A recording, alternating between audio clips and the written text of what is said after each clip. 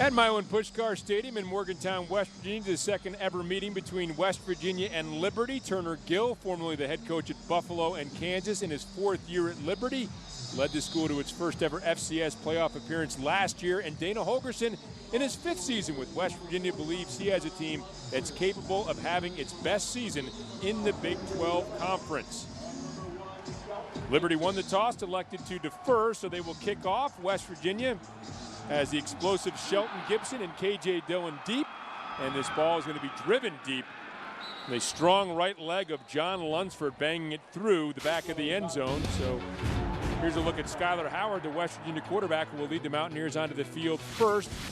Howard took over as a starter late last year, threw for 343 yards and 3 touchdowns in the Liberty Bowl. Lost to Texas A&M, although he put up strong numbers in that game. 359 yards and 2 touchdowns a week ago. If I'm West Virginia here on my first drive, I want to go down and establish that we're going to keep scoring and put the onus on Liberty to have to keep up with this powerful offense. Howard sidecar to his left. Hands to that sidecar. It's Wendell Smallwood, who will pick up almost 10 yards out near the 35-yard line. They're going to mark him down at the 34, so a pickup of 9. Huge hole. If they have that all day, I think Liberty's going to have a long day. There you see the pickup now, an empty set. Howard will keep off the right side. Is a very mobile quarterback, gets out to the 47 and picks up the first down for the Mountaineers. Mountaineers spread them out on purpose there. That was a design draw. Design draw, you spread them out, and the DBs were looking at all the receivers out there, and huge hole up the middle. Smallwood remains in the game at running back. We expect to see both Smallwood and Russell Shell. Short huddle here for the Mountaineers. Tight end checks in for the first time. That's Cody Clay. Pass out to the flat, complete. And this is Javon Durant, who will pick up about 6 yards down to the 45-yard line as we take a look at the players to watch for each team. The Liberty Flames led defensively by Chidi Uzuweme and Nick Newman. Uzuweme, one of the finer defensive players in FCS, and Wendell Smallwood, and we mentioned Russell Shell, who we'll see at some point. Again, to Durant out in the right flat, and Durant crosses the 42 and gets out of bounds at the 40-yard line. A.J. James shoves him out of bounds. Another first down for the Mountaineers. Looks like Liberty's staying in a cover two to prevent the big play, but that will open up the running game eventually for West Virginia. Empty set again. Another design quarterback draw. This time Howard nowhere to go. He's able to duck it and pick up a couple down to the 38-yard line. I think that's their game plan coming. It's pretty evident right now as they're staying in the same coverage that they want West Virginia to maybe run the ball and slow this game down. So until that changes, well, I think once they get to a one-on-one, we'll take our shot. Russell Shell has checked into the ball game.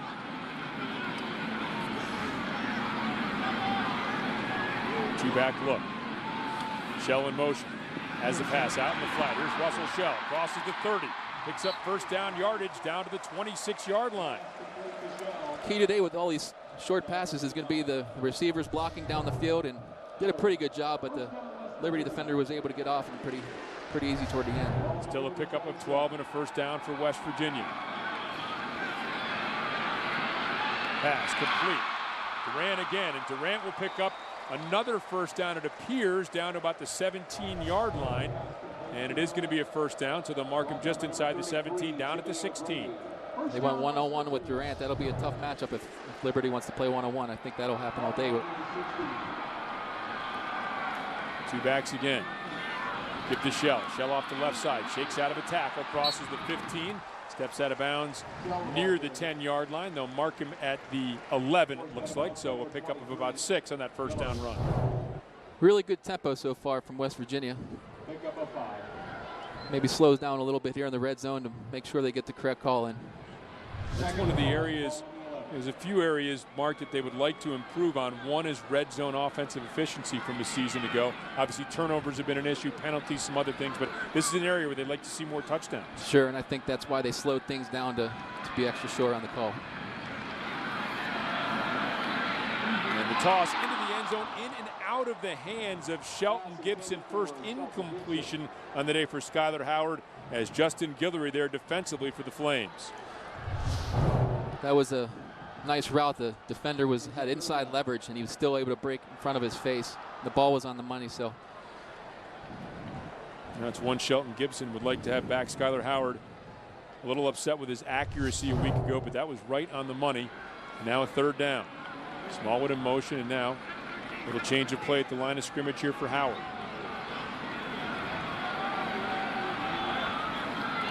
Howard back, blitz coming off the edge. The pass is incomplete, too high for Durant. A little contact downfield, but no flag. So a little pressure off the edge, incomplete, and it's going to bring up a fourth down, and Josh Lambert will come out to attempt a field goal. Yeah, he had a guy rushing in his face, so Skylar might have threw a little high. Contact might have been a little early, but I think you just got to throw a little lower to protect him. An impressive opening drive, stalls at the 11-yard line. It'll be a 28-yard field goal attempt for All-American kicker Josh Lambert, 3 for 3 a week ago.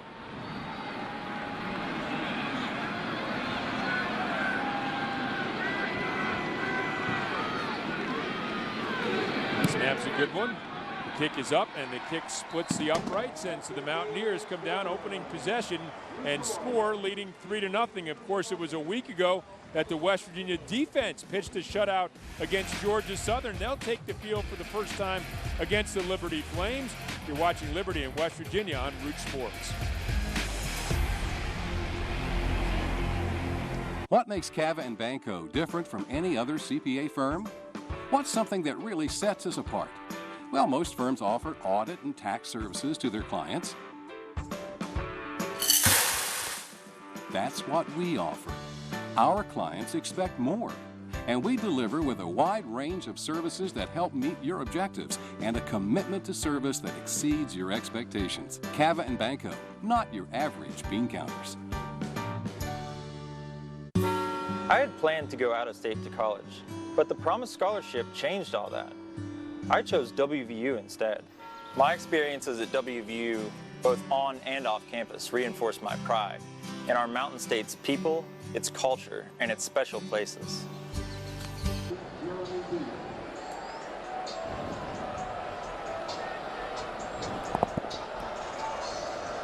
Josh Lambert, the run-up and kickoff as Liberty will get set to take the ball for the first time. It's DJ Abner who takes it at the goal line.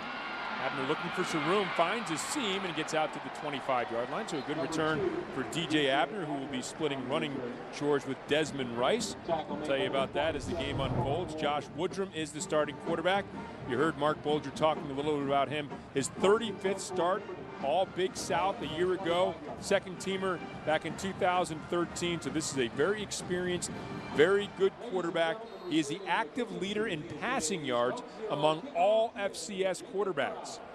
So he will test West Virginia's defense this afternoon. If I'm Coach Turner Gill, I'm pretty happy right now with holding the Mountaineers to 3 points after how good they look going down the field.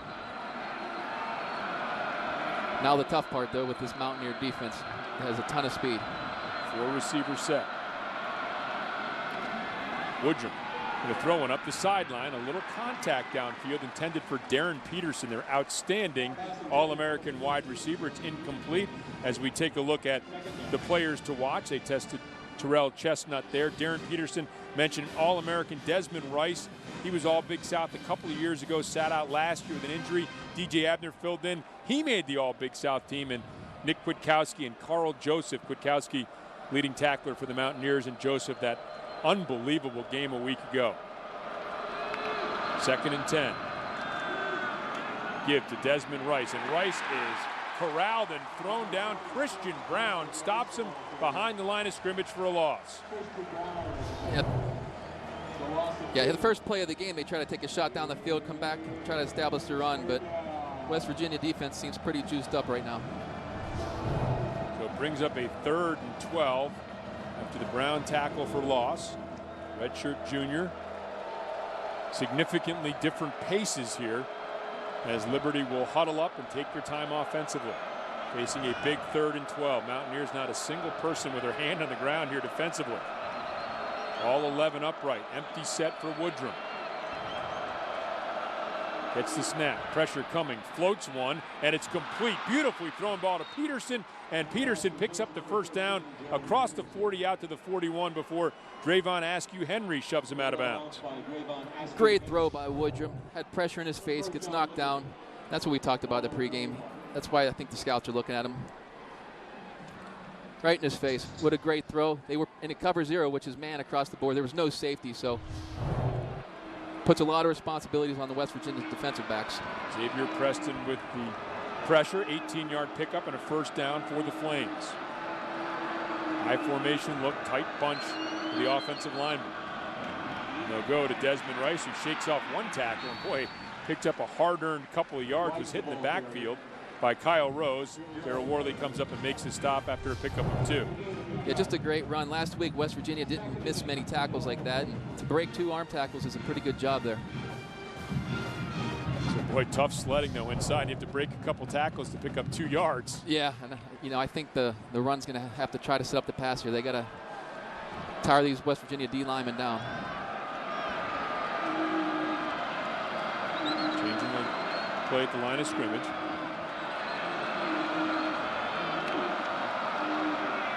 Woodrum back.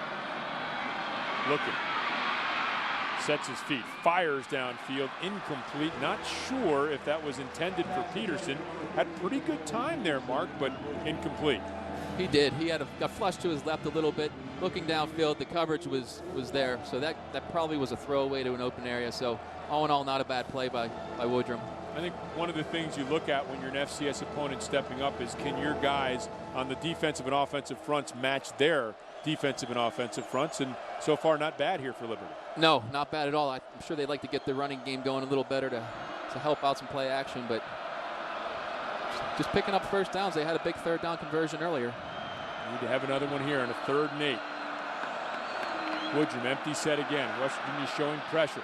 Short pass underneath, complete. Going to be very close to the first down yardage. You're going to call him down at the 50. Darrell Worley makes the stop on Darren Peterson. They did it again. They went the cover 0 and nice slant route, even with the inside leverage and some D linemen coming out underneath. So great throw, great catch all around. Liberty lining up as if they're going to go for it. So the Mountaineers defense stays out in the field as Liberty's offense stays out there. Got a guy uncovered. Okay.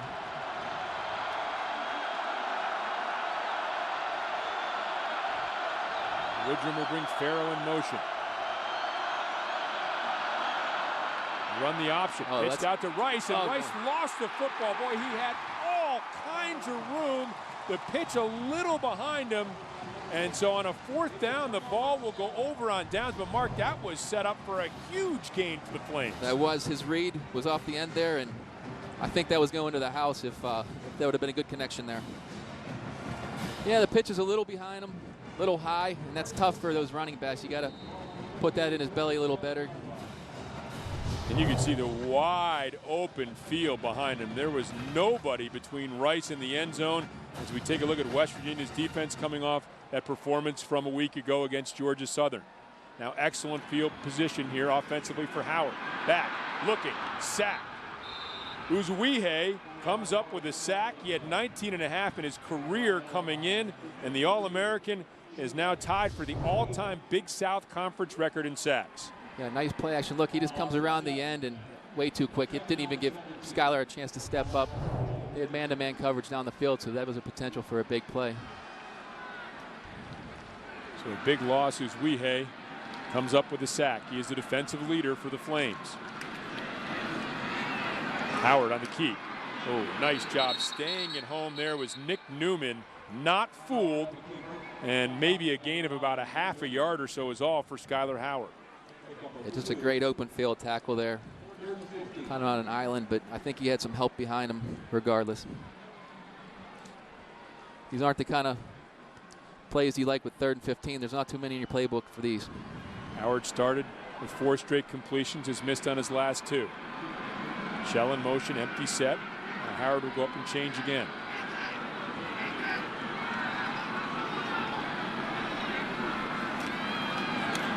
Howard back, step up, and the keep, has some room, crosses the 40, crosses the 35. Here's Skylar Howard inside the 20, down to the 18-yard line, picking up a first down for the Mountaineers on that 34-yard run. Just a great block downfield by Shelton Gibson. So you watch Skylar scramble downfield here. You'll see number 1 with a great block right there that got him an extra 25 yards. 3rd and 15. We mentioned Skylar Howard does have good feet. 34-yard run, first down for the Mountaineers. 5 carries, 45 yards for Howard.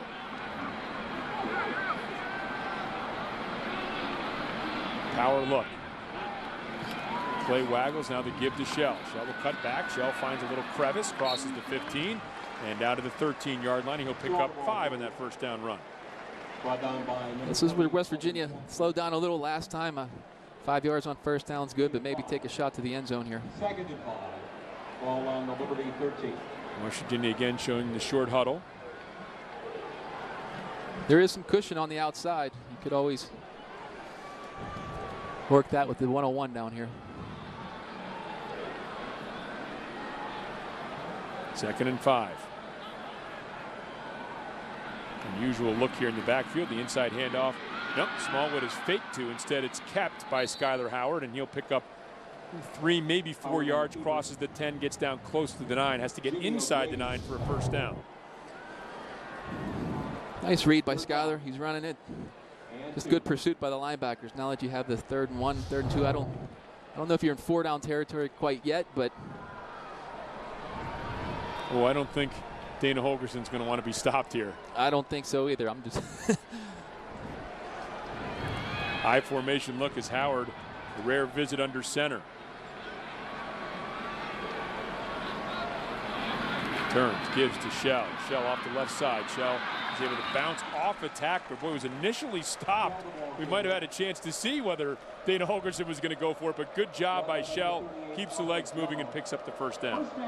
Great run by Shell. Gets the ball, has a lot of contact behind the line, and fights through 1, 2, 3, 4 guys to get that first down. And he's a big back, tough to bring down, and I think that's why he was so highly recruited. Just up the road in Pittsburgh, Hopewell High School. Started out at Pitt, briefly enrolling at UCLA before deciding to come and finish his collegiate career in Morgantown. Shell gets a handoff, left side hit from behind, down he goes. Corbin Jackson came in and stopped him for a loss of a yard on the play. Yeah, it looks like Liberty's bringing their safety way down. He's only about 6 yards off the line of scrimmage, so probably an extra guy for West Virginia to block, but it's going to take the running backs probably a miss or two to get past these safeties and linebackers. 2nd and goal. Shell remaining in the game at the tailback position. Receivers split to each side. And Shorts in motion. Give to Shell. Shell nowhere to go. Hesitation move. Nothing opens up. A pickup of maybe a yard or so down to the 8. And Uzwihe was in there along with Jimmy O'Grady on the stop. Yeah, down especially in the red zone. It's, you only have one hole and you got to go. Out in the open area, you can cut to the sides or make 2 or 3 cuts, but in the red zone, you get the ball, you hit the hole. But once again, I think Liberty's game plan is bringing that safety down. He was 5 yards off the line on that play. Shell in motion on this 3rd down play. Once again, Howard will come up, change things. Has 2 receivers split to each side. 3rd and goal. Howard back, pressure coming, throws, corner of the end zone, too tall for Shelton Gibson, incomplete, and another big red zone stop for the Liberty Flames. Yeah, if you're Liberty, I think that you're really excited. If you can keep these field goals, like you're staying in the game, a lot further than the first quarter. Maybe instructive both times, Mark, here on 3rd and long. Liberty's brought pressure. Yeah, that's one of those balls you can maybe throw on the back shoulder a little bit to keep him in bounds, but you got to give him credit. That was good coverage, and Skylar was just being safe and take the 3 points and move on. Lambert will attempt the 25-yard field goal. Snap good, hold down, boot is up, and that boot is good, and the West Virginia Mountaineers 2 Josh Lambert field goals leading by the score of 6-0. What makes Cava & Banco different from any other CPA firm? What's something that really sets us apart? Well, most firms offer audit and tax services to their clients. That's what we offer. Our clients expect more, and we deliver with a wide range of services that help meet your objectives and a commitment to service that exceeds your expectations. Cava and Banco, not your average bean counters. I had planned to go out of state to college, but the Promise Scholarship changed all that. I chose WVU instead. My experiences at WVU, both on and off campus, reinforced my pride in our Mountain State's people, its culture, and its special places. Now I work to preserve those places we call wild and wonderful for future generations. Promise scholarships are funded by proceeds from the West Virginia Lottery. Liberty Flames hanging in there in the first quarter, down 6-0, 4:16 remaining as the Flames get set for their second offensive possession. Quarterback Josh Woodrum led the team to a first down. Boy, they had a great opportunity that slipped through their fingers. More on that in just a moment. Woodrum to give to Abner. Abner off the left side finds a little crease and picks up about 4 yards as we go downstairs to the third member of our broadcast team today, Dan Potash. All right, Rob, thank you very much. You know, the Flames opening up the season last weekend against Delaware State and doing so by honoring the lives of Allison Parker and Adam Ward, who were tragically killed by working for WDBJ in Roanoke, Virginia. They wore a special band with Allison and Adam on that special ribbon, and the number 7, of course, that was for the number 7, which was a reference to their TV station. Not wearing them today, but have not forgotten those two for sure. Dan, thanks very much as they give to Abner off the left side. He's stacked up at the 30-yard line. And, Mark, we talked to Coach Gill earlier this week, and he said at some point throughout the course of the game, there's going to be some plays, and you have to make those plays when you have an opportunity. Flag down here in the field, and they really had an opportunity on that fourth down play, didn't they? They did. I think they had 7 points looking them in the face, and I think that's going to bother Coach Gill. After the play, personal foul, number 95, West Virginia. 15-yard penalty, automatic first down. So here's a personal foul after the play. Christian Brown gets called for this as he slams DJ Abner down to the turf. So 15 free yards here for the Liberty Flames. With the penalty, it'll be first and 10 for Liberty. You see Mark things coming a little bit late there. That's a tough call tough pill to swallow on that one, but you move on. Just, you know, don't worry about the refs. Move on to the next play. All out at the 45-yard line.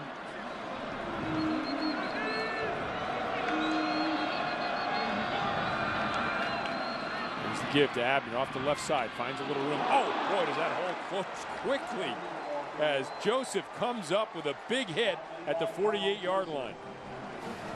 Just a great open field tackle by Joseph, and that's what he did last week with 8 tackles. And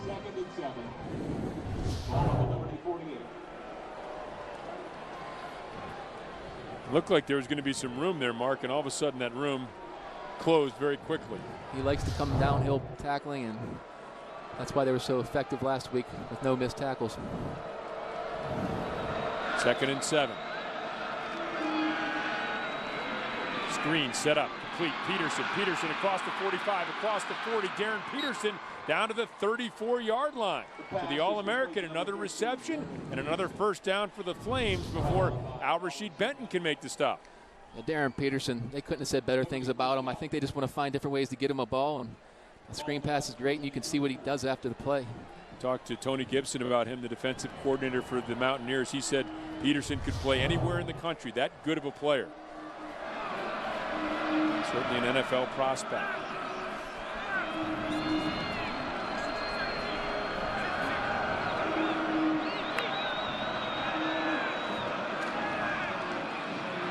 Woodrum on the keep, and it's Joseph again with a stop, but another pickup of about 3 yards on first down.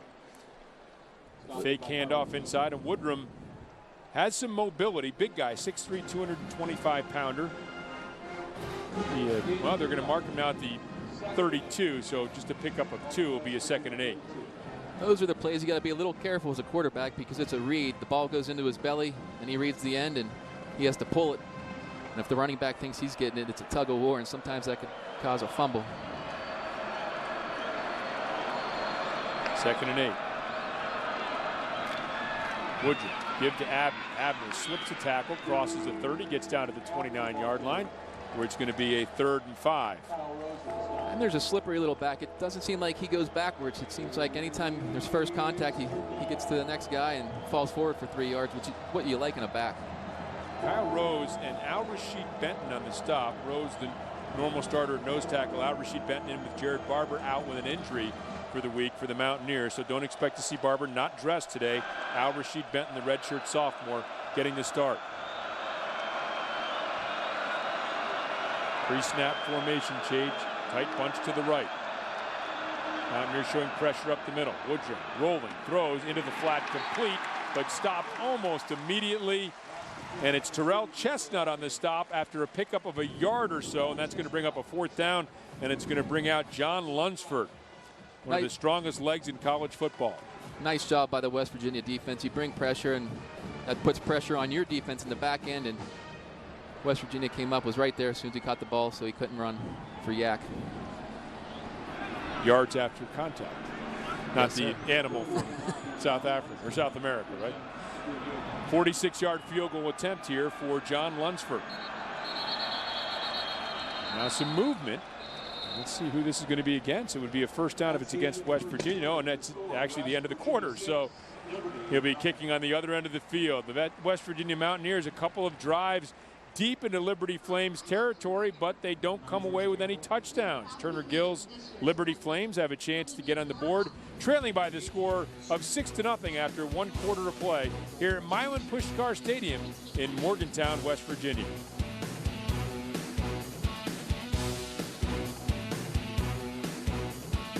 Steel, a brand built on power, and the Americans who use it, build it, and sell it. Right now, Steel blowers start at just $149.95. Plus, for a limited time, purchase the MS-271 Steel Farm Boss chainsaw and get a free carrying case. Real people, Steel people. Join us. Visit SteelDealers.com. We'd like to welcome Suddenlink viewers in the Charleston area. Thanks for watching and rooting on your West Virginia Mountaineers. All of us at Root Sports and WVU appreciate your support. John Lunsford, the very strong-legged sophomore. He had 5 kicks of 50 or more yards last year, including a 60-yarder. This is a chip shot by comparison, a 46-yard attempt to try to get Turner Gill's Liberty Flames on the board. The opening play here of the 2nd quarter.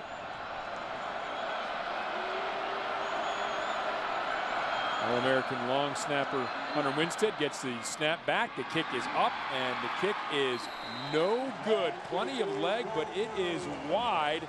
And so the Mountaineers keep Liberty off the board and lead 6-0.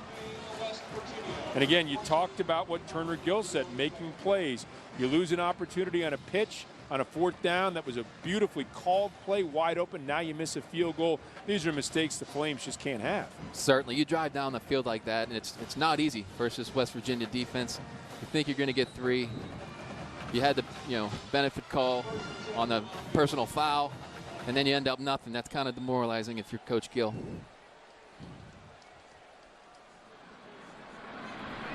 Here are the Mountaineers. A give to Smallwood off the right side, and Smallwood is taken down.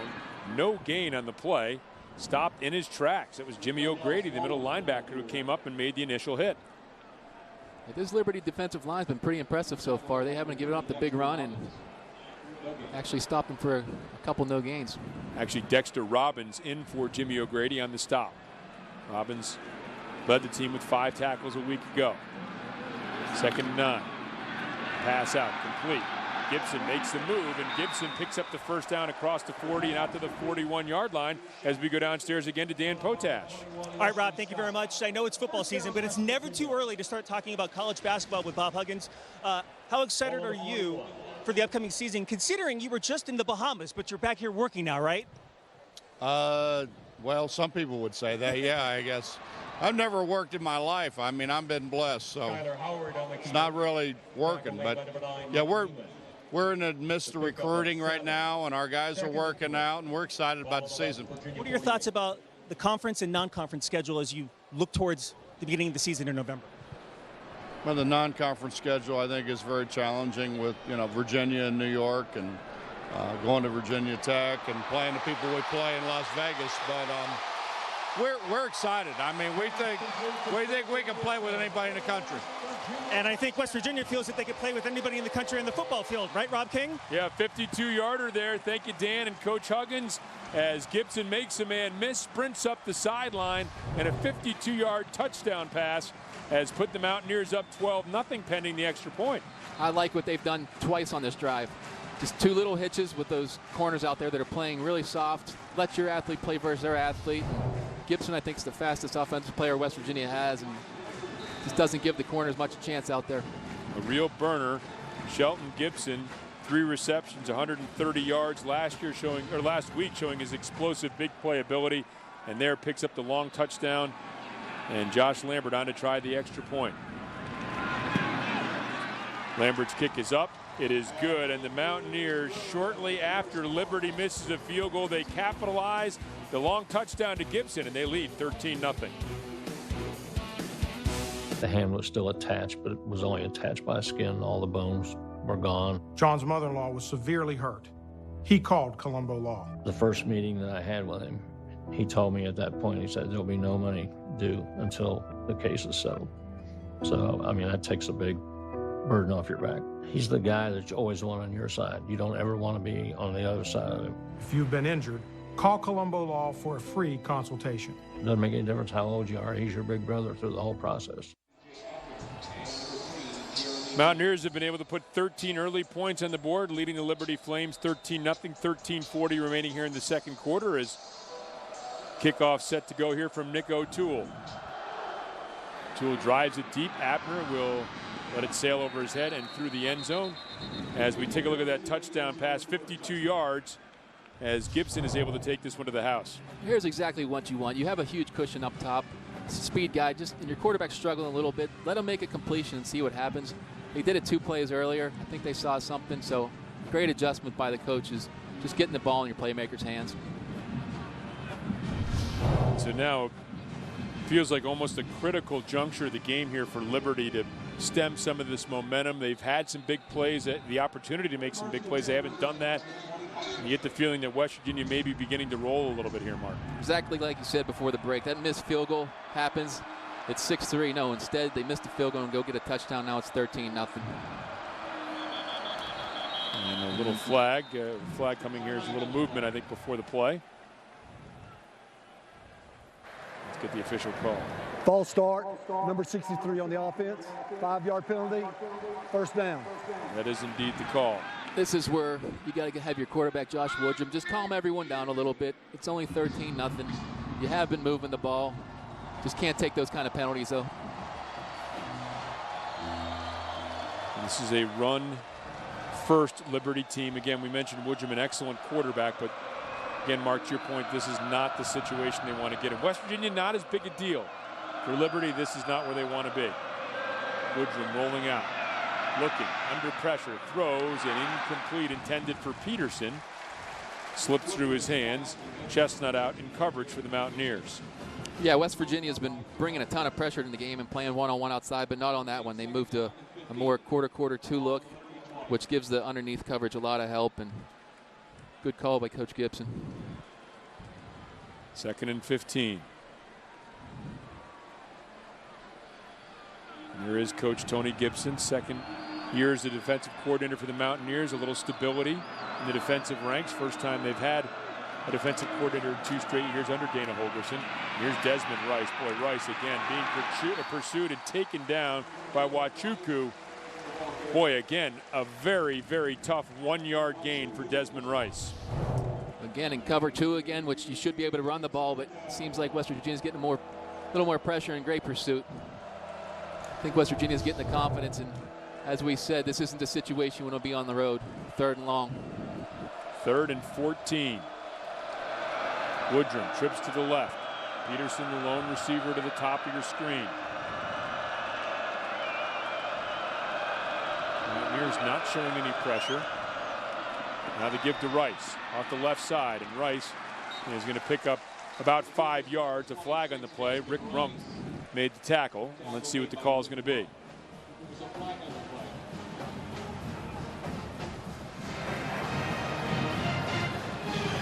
All sides. Number 93 Sides on the against the defense. Mountaineers. Lined up in the neutral zone. 5-yard penalty. Replay third down. Just not the penalty you want to take on a draw play. No, and it wasn't like they were bringing any pressure or anything like that, Mark. Just maybe somebody lining up offsides. It was simple two-man there, which kind of protects the big play. And with only 3 down, there's no excuse for that one. 3rd and 9. Look over to the sideline, get a new play called in. Virginia will get the team up to speed. Now back, looking, quick shovel pass to Rice. Rice stepping through a would-be tackle, and Desmond Rice, great effort, crosses the 35 and out to the 36, a 10-yard gain on 3rd and 9 for Desmond Rice. Yeah, that's pretty much a run there. They were in their cover 2 again. Liberty first down. And once the back passes the quarterback, you're thinking pass, but nice block there by 67. Kyle Rose in pursuit, helping to make the stop. But boy, great effort by Desmond Rice. And mentioned 2 years ago, an All-Big South second-team performer, 967 yards rushing, splitting time with DJ Abner, who rushed for 1,300 a year ago. Now lofted deep for B.J. Farrow, and Farrow goes up and nearly intercepted. Excellent coverage downfield by Darryl Worley. Well, you can see why Tony Gibson and Darryl Worley are so high on Darryl Worley. Look at this battle for the ball. Yeah. Yeah, great defensive play there. You're 1-on-1, you're on an island, you don't make that play, then that's a possible touchdown. He said he was getting a little bored out there, and his actions just brought fruition to his words. 6'2", 198 pounds, a big guy. Now the inside handoff, and Nick Kwiatkowski is there for the stop of Rice, a loss of 4 on the play. You just feel that momentum. Here comes that West Virginia pressure again, and they always bring one extra guy, and not much the running back can do there. And Mark, it looked like a fairly well-disguised blitz. They came late. Woodrum, I'm sure if he knew that was coming, would have liked to have changed that play. Sure, you don't know what's in the package or not, but when they have one extra guy, there's not much you could do, and you don't know if there's an O-line missed an assignment, but you really can't let the guy come right up the gut like that. 3rd and long. Woodrum back, has time, steps up, throws, incomplete. A flag comes in, contact between Worley and Peterson. Yeah, you saw the jersey get tugged when he was coming across the field. I mean, Worley definitely, I could see it from 100 yards away here. The jersey was pulled. No doubt that was interference. Darren Peterson, 8 receptions, 83 yards. Pass interference, number 7 on the defense. And that is spot foul, automatic first down. An automatic first down at the spot of the infraction at the 45-yard line. Yeah, you'll see the in route, and just before that, the jersey was out about 4 yards back. So I think there would have been a holding call regardless if the ball was thrown to him or not. So first down out to the 45-yard line. A couple of penalties have kept drives alive. And 2 on this drive have kept it alive. An offsides penalty gave him another shot on 3rd down, and then on that 3rd down play, the interference call on Worley. Lofted, Peterson, oh boy, he had a chance down the sideline, tried to make the one-handed grab. He had Worley beat and couldn't hang on. Another one of those opportunity Coach Gill was talking about. You don't get too many of those in games like this, and that's 7 if he makes the play. So that's, I think, 3 so far this game. Yep, they had the ball just a little beyond Peterson's grasp, and it falls incomplete. Sometimes you release the ball before the guy falls behind him, though, and it's already in the air and it's too late. So right. Let's give the benefit of the doubt on that. That's it looks right, worse than it is. Woodrum rolling. Throws underneath, complete. First down yardage across the 40 down to the 39-yard line. And that is Shells who makes the grab. Dante Shells, 54 career receptions. And there's a Mountaineer player down. Looks like Drayvon Askew Henry, their outstanding sophomore safety, is down after the play. Nice design play, just a roll out, get Woodrum outside the pocket, and he ran a 6 route, which is a curl, and he had about 6 yards from anyone. Yep, a collision between Askew Henry and Al Rashid Benton. Mountaineers up 13-0 in the second. Get the latest on your Mountaineers straight from Dana Holgerson himself, Tuesday on Root Sports. Hear game reaction and analysis from WVU's head coach as he breaks down every game and gets you ready for the next one. WVU football press conference with Dana Holgerson, Tuesdays at 1:30 on Root Sports. Trayvon Askew Henry, 3 tackles, leads the team, being attended to on the sideline after that collision with teammate Al Rashid Benton. And a first down completion to Dante Shells for this Liberty Flames team. A screen to Zach Parker. Parker in some trouble, and I don't think he's even going to get back to the line of scrimmage. Pretty good pursuit by this very fast West Virginia defense. It's that inside screen again they ran earlier in the game. He made the first one miss, but that's one thing Coach Gibson told us about their pursuit. They want all 11 guys at the ball, and that's how you create turnovers. And not only that, you don't let big plays happen there. Also said he had 7 guys that can run 4-5 or better on that defense. So very speedy defense, pursuing the ball well. Trying to pitch a second consecutive shutout, something they haven't done since 1962. There's a handoff to Rice off the left side. Rice leaning forward, crosses the 40 and gets down to about the 38. Might have gotten a yard, and it's going to bring up a 3rd and long. Yeah, just not much there. Everyone stayed in their lanes. The linebackers crashed, and running back just got to stick his head down in there and get what he can. Again, well within the field goal range of John Lunsford, who missed a 46-yarder earlier. Liberty 2 for 4 on 3rd down in the game. Empty set for Woodrum.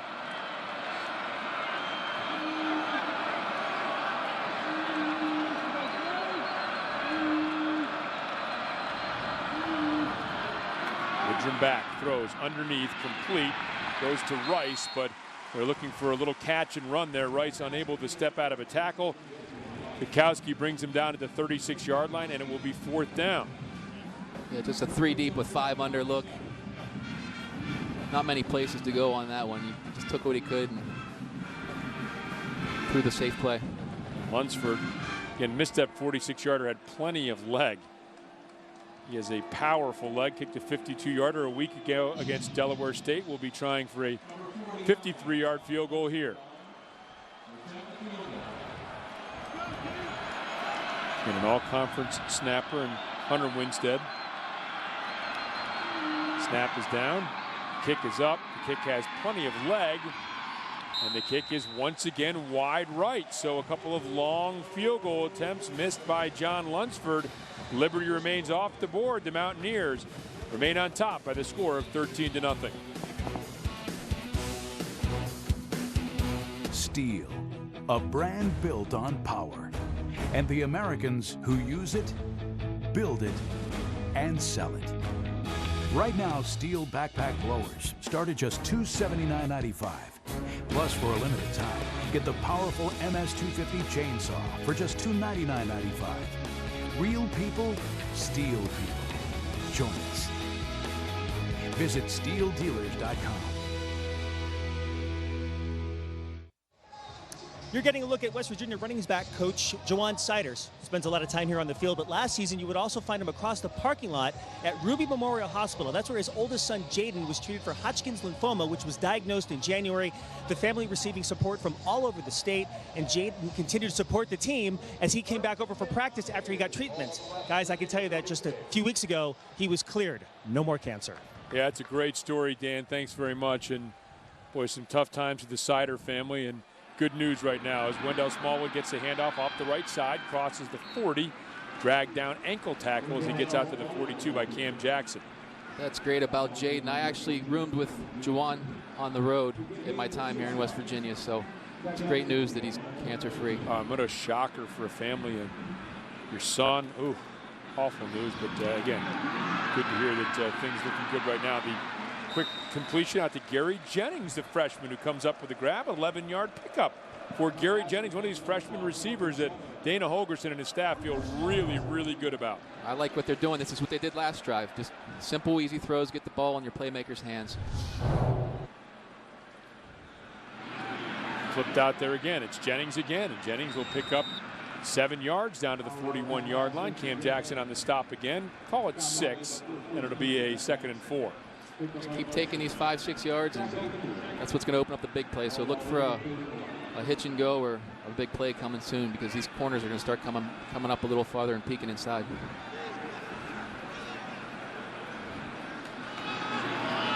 Design quarterback draw for Howard, and Howard going to be brought down. It looks just a little short of the first down stick. Needed to get inside the 38. Looked like he was stopped just short of that. Going to bring up a 3rd and short. And the Mountaineers bringing a heavy package out of the field. Wellman checks into the game along with Darren Arndt and Cody Clay, a pair of tight ends. Sometimes fans get upset with play calls, but it's setting up other things, and you know that play right there is just keeping that D-line honest and not letting them rush up the field.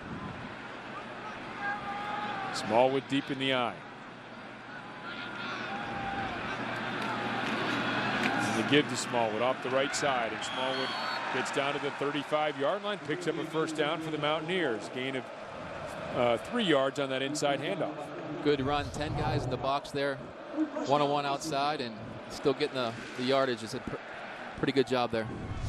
Now back to the package that Dana Holgerson prefers more than the 2 tight end fullback set, Mark, and that's a bunch of wide receivers out there. I think so.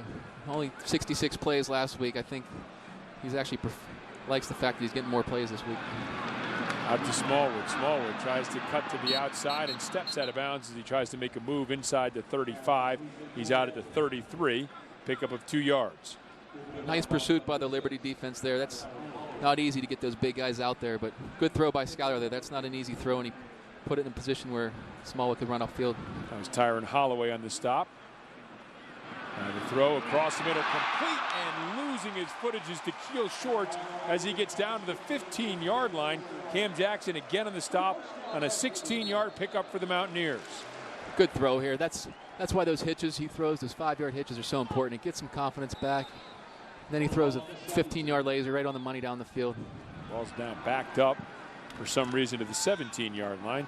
Devontae Mathis, the quick completion out to him, and he wrestles forward to the 15-yard line. Yeah, all these little passes are just giving him his confidence back and setting up for plays down the field. And a chance to get some other guys involved. Devontae Mathis, his first reception of the season. Redshirt junior wide receiver. So we've seen Durant, Mathis, Shorts, Jennings. Jordan Thompson's been out there, Shelton Davis. So plenty of receivers seeing time here for the Mountaineers. Handoff to Russell Shell. Shell, again, boy, not much in the way of running room. And he's stacked up at the line of scrimmage. Dexter Robbins, again, in the stop. It's been really impressive watching this red zone defense for Liberty all day. They've been pretty stout once the Mountaineers have gotten in the red zone.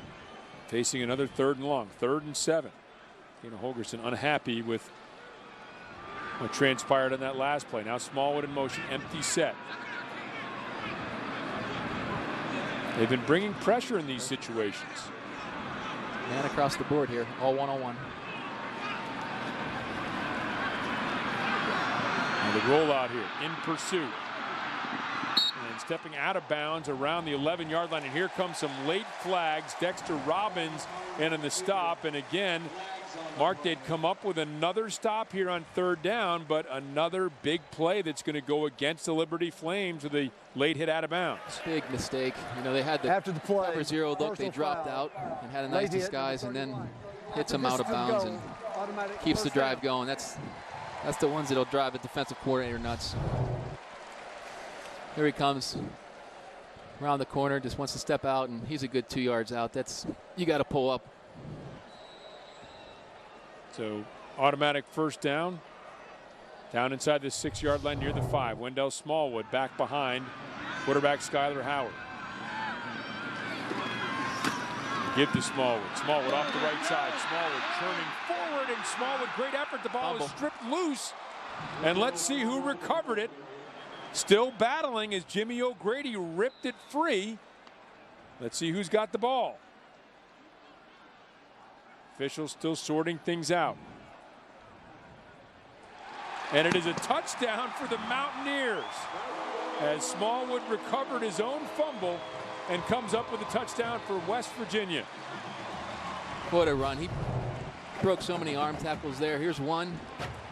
Churning those legs. There's probably 3 before then, and sometimes that's what happens when you fumble it, but when you make up for your own mistake. Had it all the way, yep. Yeah, when you can make up for a fumble and get a touchdown out of it, it's a little bit easier to walk to that sideline and meet your coaches.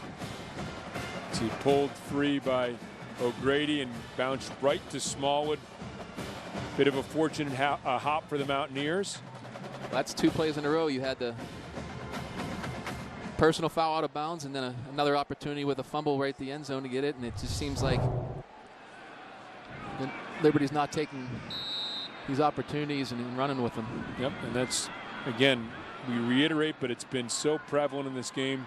Turner Gill very prescient by saying that his team needed to make plays. They've had some opportunities. They just haven't made the plays. And because of that, down 19-0 pending the extra point attempt here by Josh Lambert.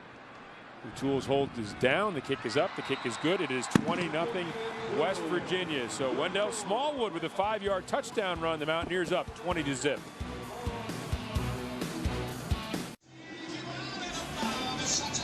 On this week's Inside Pirates Baseball, Aramis Ramirez is back with the Pirates and playing along someone who used to watch him from the stands. And a certain visiting clubhouse has the players acting like kids again, and much more. Inside Pirates Baseball presented by the Allegheny Health Network tonight after Pirates postgame on Root Sports. 11-play, 64-yard drive took 4 minutes and 12 seconds, and it was the fumble recovery by Wendell Smallwood, his own fumble. That was the scoring play for the Mountaineers. Abner retreats back to the 5-yard line. Jeremy Peters tells him to take a knee. And the Mountaineers rush defense, 11 carries, 8 yards, and this has been a really, really good performance by the Mountaineers front seven. It has. There's just been no room for any of the backs to go. Tony Gibson, team did a great job in pass defense last week. They had to deal with that triple option from Georgia Southern, something you don't see very often. More of a traditional approach here from Liberty, although the traditional approach is no longer traditional, Mark. I mean, most teams are spreading it out and throwing the ball, but again, getting different looks here for his defense prior to heading into Big 12 conference play. Yeah, it's good. It's so different from last week, and having another bye week coming up, they'll be able to prepare, and the speed is pretty impressive here on West Virginia's side. Woodrum back, looking. Going to fire one out. Has a man wide open. That's Peterson underthrown, but Peterson able to cradle it out at the 46-yard line and pick up the first down on the 21-yard hookup. Yeah, they had a cover two there with the deep safety in the corner, and there's just a little hole in there, and they've been pretty much doubling them all game, and Woodrum made a nice throw in that hole. 4 receptions, I beg your pardon, 64 yards for Darren Peterson. Woodrum looks over, gets the play from the sideline. We'll change it here at the line of scrimmage. Under 4 minutes remaining in the first half. Woodrum gives to Rice. Big line surge that time, and Rice is able to get 8, maybe 9 yards on that first down run. Just one pass play over 10, 15 yards gets that line pumped up, and it spreads the defense out a little bit. This is the first really good surge on a run play we've seen so far, Mark. That was. He didn't get hit till 5 yards down the field and carried in number 3, so that was really good first down play. Woodrum will give to Rice again. Rice cuts back to the left. This time nowhere to go. Ankle tackle drags him down. It was Al-Rashid Benton who came in again to make the stop. Pickup of maybe half a yard is going to bring up a 3rd and 1. Yeah, anytime their backs have been cutting back for Liberty today, it seems like they get stopped instantly, and that's that pursuit that West Virginia defense does, and obviously their speed. They can recover really quick.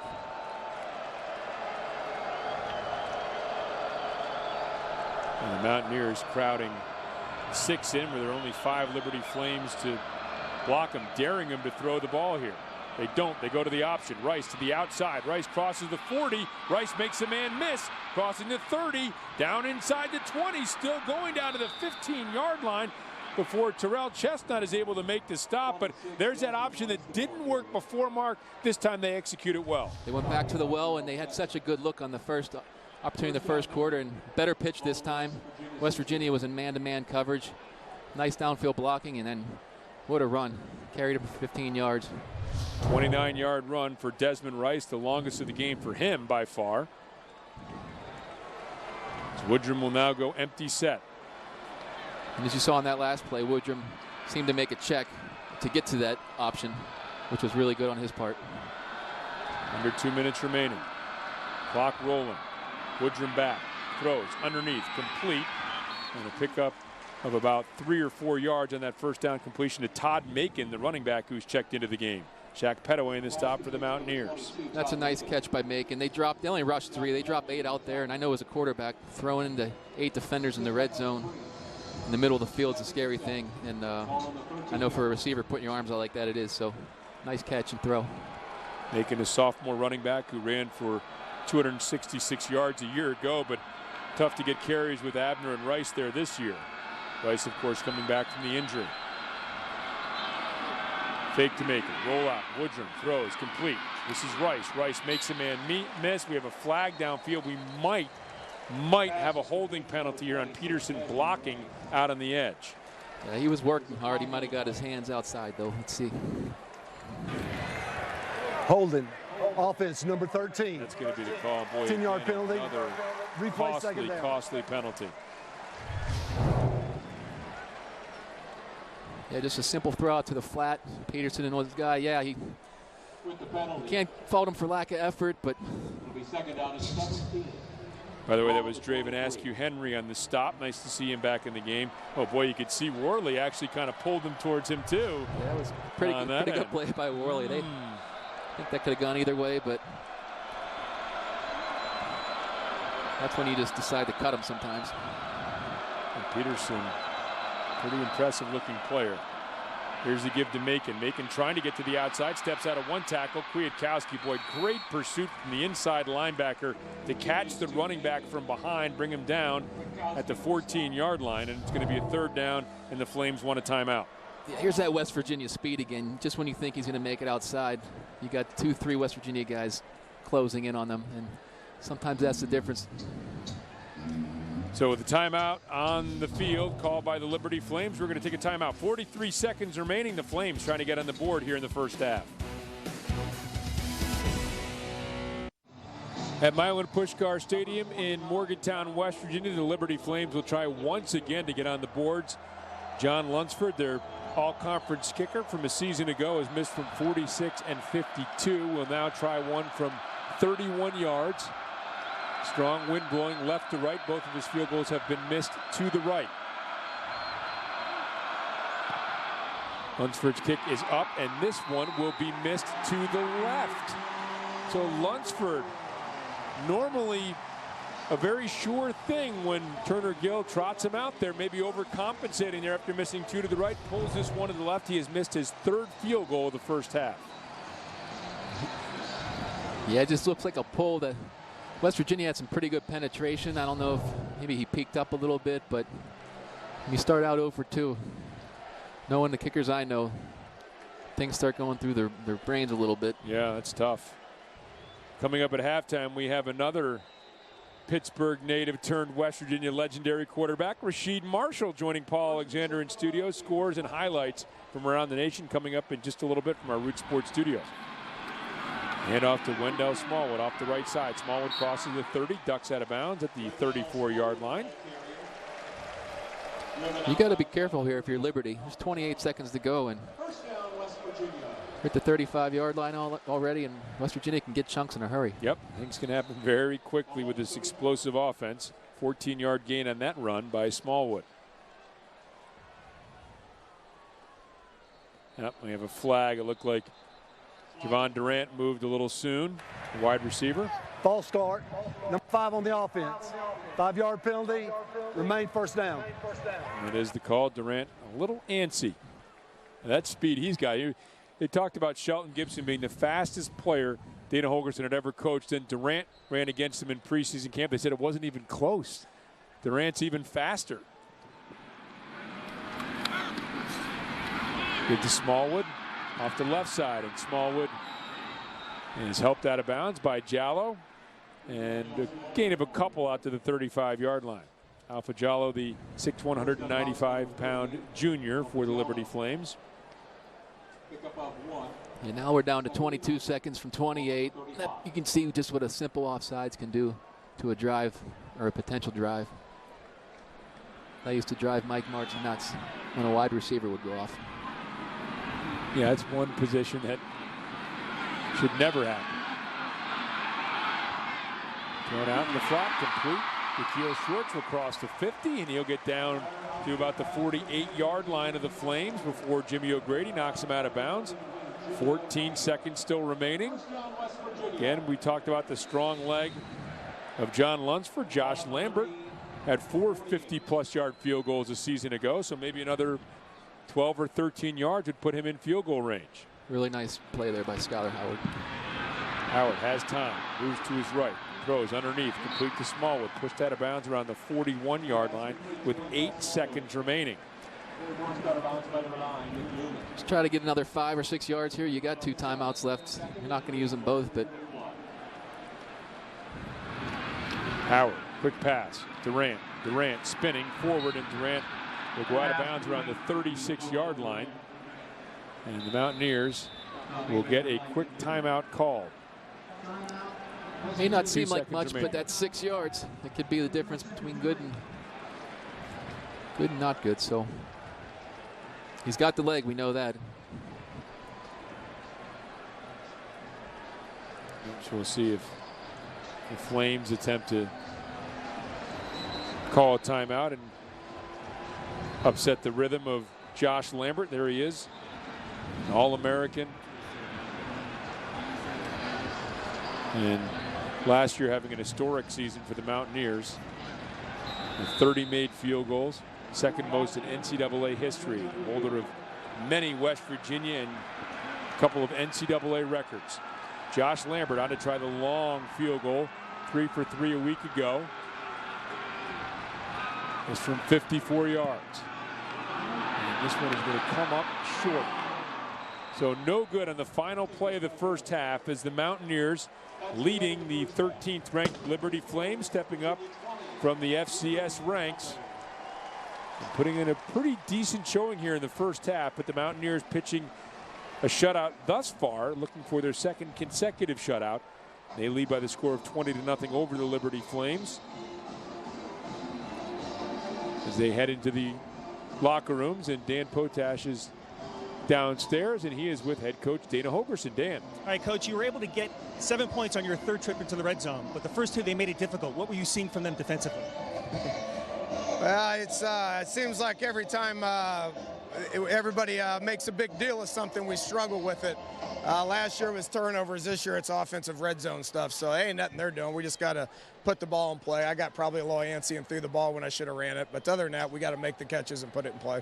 Outside of the one option play that they had for success in that second quarter, your front seven has done a good job slowing them down and preventing big plays. Can that continue in the third quarter? Yeah, I think so. I just think we're playing just average right now, to be honest with you. The troubling thing defensively is we got three penalties on third down, which kept their drives alive. If it wasn't for that, we would have gotten them off the field quicker. We've only had 5 possessions offensively. We got to get them off the field quicker. Coach, thank you. Thank you. Gentlemen. Dan, thank you very much. So the Mountaineers playing just average football, according to Dana Holgorsen, still leading 20-0 over Liberty as we head back to our Root Sports studios and Paul Alexander and Rasheed Marshall. To Morgantown, where West Virginia leads Liberty by the score of 20-0. For some highlights and a recap of that first half, let's get it back to Rob King and Mark Bolger. Guys? Paul, thanks very much. I think neither coach is going to be particularly satisfied with this first half.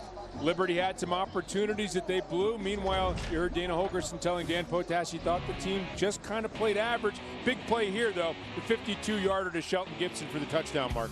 Yeah, West Virginia started out a little slow and wanted to get Skylar back in a little bit of a routine, and that got them going. And this is one of those missed opportunities. Ball stripped away from Wendell Smallwood, but it bounces right back to him. He stays on it, and with that fumble recovery, West Virginia was up 20-0, and part of the reason Liberty did not score was 3 missed field goals from their normally sure-footed sophomore kicker, John Lunsford. He missed 3 in the first half, so Liberty some opportunities to score. Couldn't do it. As we take a look at statistics in the first half, Dana Holgorsen wanted more than his 66 plays a week ago, although, again, he had 15 explosive plays. They did get 39 plays in that first half. He wants more here in the second half, but they'll need a quick defensive stop to get the ball back.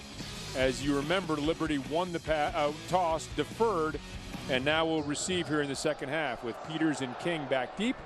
And this is going to be in the direction of Damian King. Will skip out of bounds, and so Liberty will have good field position to begin this second half. And I'm sure Turner Gill probably told this team something along the lines of, hey, you played with these guys, Mark, and you can do it. Now let's get out there and do it. Let's go out and make the plays we need to make. Yeah, you look at the last 5 years they've played Division I teams. They've hung in there, and they've done it again. It's still only a 3-score game, and they've moved the ball. It's not like they have no yards. So they just got to convert on those opportunities. And, you know, they're still in this game, and they got starting out with good field position. I mentioned that they played West Virginia back in 2009, a 33-20 West Virginia victory. That game was a close game until deep in the fourth quarter when the Mountaineers finally pulled away. And Liberty still in this game, down just 20-0.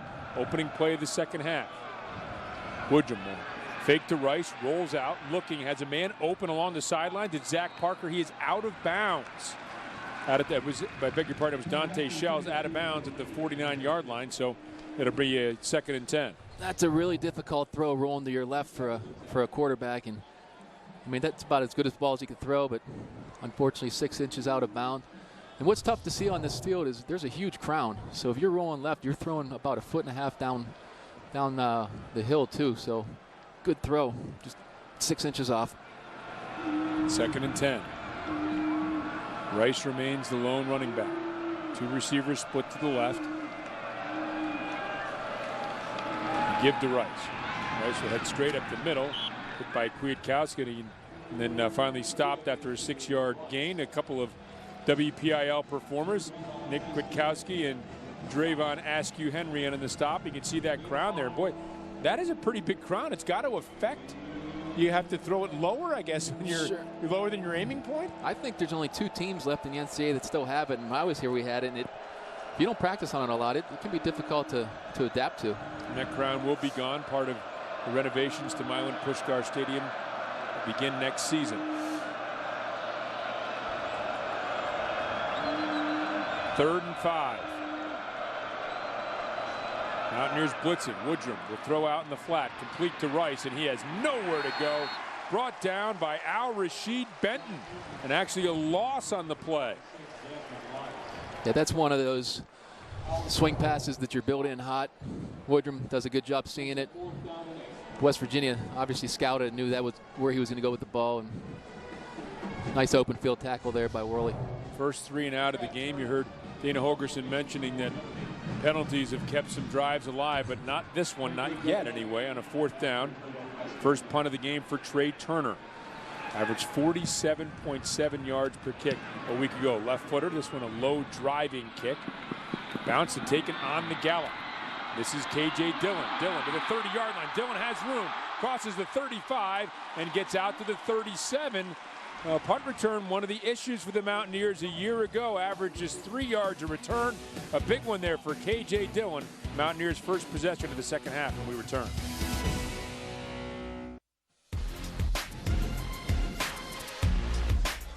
In Milan Puskar Stadium, the Mountaineers and the Liberty Flames, West Virginia.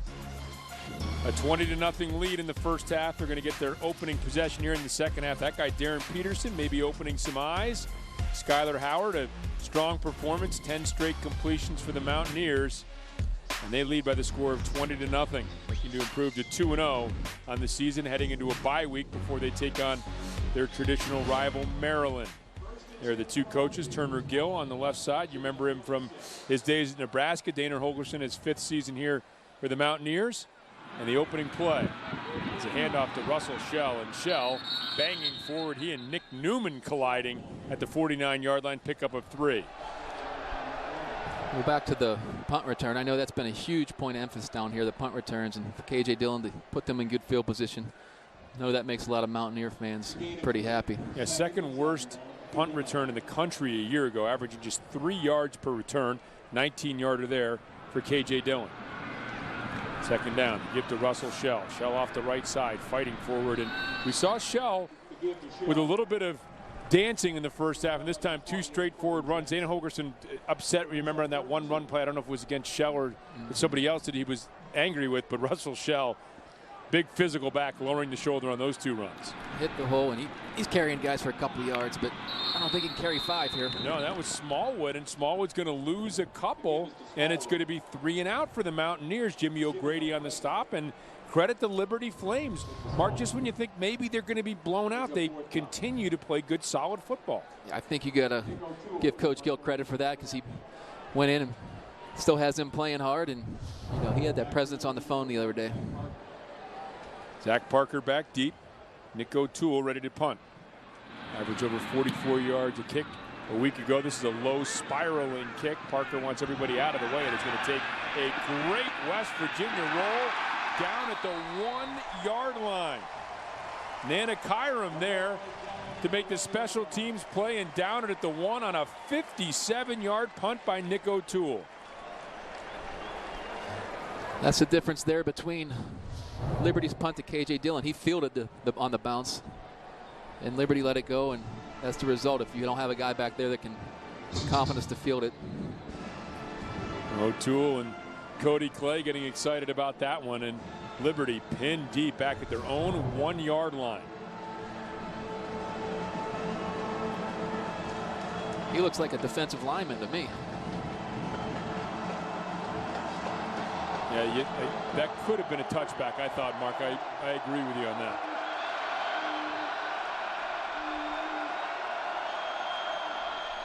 Woodrum will just try to gain a little ground. Will poke his way out to the 3-yard line as we head downstairs again to Dan Potash. Danny. Well, you know, Tony Gibson is his second season as defensive coordinator here at West Virginia, and his eye for reading opposing offenses began to take shape in the early 90s when he was defensive coordinator down at Glenville State, about 90 miles south of here. And guys, then he played with and then under head coach Rich Rodriguez, and we all know what kind of offense he likes to run. So Tony's head was probably on a swivel back then. In fact, guys, he was telling his team at halftime today that they're playing as if they're trying to avoid making mistakes. That has to change here in the second half. Thank you, Dan. And again, a little continuity finally for Dana Holgerson on the defensive side. Gibson in his second year as the coordinator. Woodrum, quick pass out in the flat, complete, crossing the 10, picking up first down yardage out to the 13-yard line. Is B.J. Farrow on that reception. Kwiatkowski on the stop defensively. Yeah, this is exactly what West Virginia's been doing. Just throw these little flares out there and let your playmakers do something. Nice block there. Just haven't been too many throws down the field today. And a few more missed tackles than we've seen. Last week, that was one of the points of emphasis for the Mountaineers. One of the things they were proud of, that they had very few missed tackles against Georgia Southern, running that triple option. And Woodrum in trouble. Woodrum flushed, and Al-Rashid Benton has done a terrific job filling in today for the injured Jared Barber in the stop again defensively for the Mountaineers. I think Josh did a great job here avoiding this sack. This could very easily have been a hit and a fumble. Just to get back to the offensive line, that was a great technique, and he's obviously worked on that in practice. Benton, by the way, 6 tackles now here for the Mountaineers, brings up a 2nd and 9. And the Flames, with this style of offense, if they can pick up first downs, can shorten the game. Pass out to Desmond Rice in the flat. Rice picks up some yardage across the 20 out to the 21, maybe the 22. It looks like they're going to mark him at the 21. It's Benton again on the stop. Once again, just another swing pass. Just trying to get these easy completions. Good ball location, but the speed of West Virginia, you're not going to get more than 5-6 yards. But when you're back in your own red zone, then just getting out of here and giving your punter some room is it's already a win in my book. Remember, again, this drive started at the 1-yard line after the 57-yard punt by Nick O'Toole, down by Nana Kyram at the 1-yard line. 3rd and 4.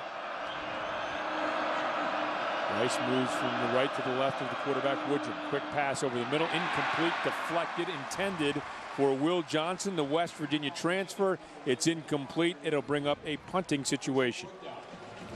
I think this ball could have almost been intercepted here. Yeah, it's difficult. The lineman went for a cut.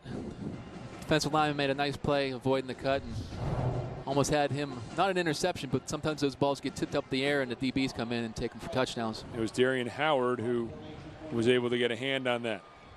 KJ Dillon back is Trey Turner with his second punt of the game. Last one traveled 46 yards and the 19-yard return by Dillon. Heavy pass rush. And this one's going to take a good West Virginia roll to the 48-yard line where it will be downed. And the Mountaineers will take over an excellent field position, up 20-0, 9:03 remaining in the third quarter. What makes Cava & Banco different from any other CPA firm? What's something that really sets us apart? Well, most firms offer audit and tax services to their clients. That's what we offer.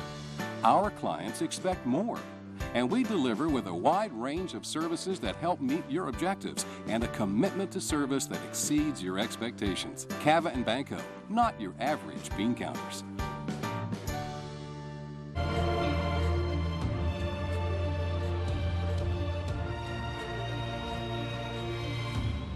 Take your business to new heights with the Tri-State's leading media team.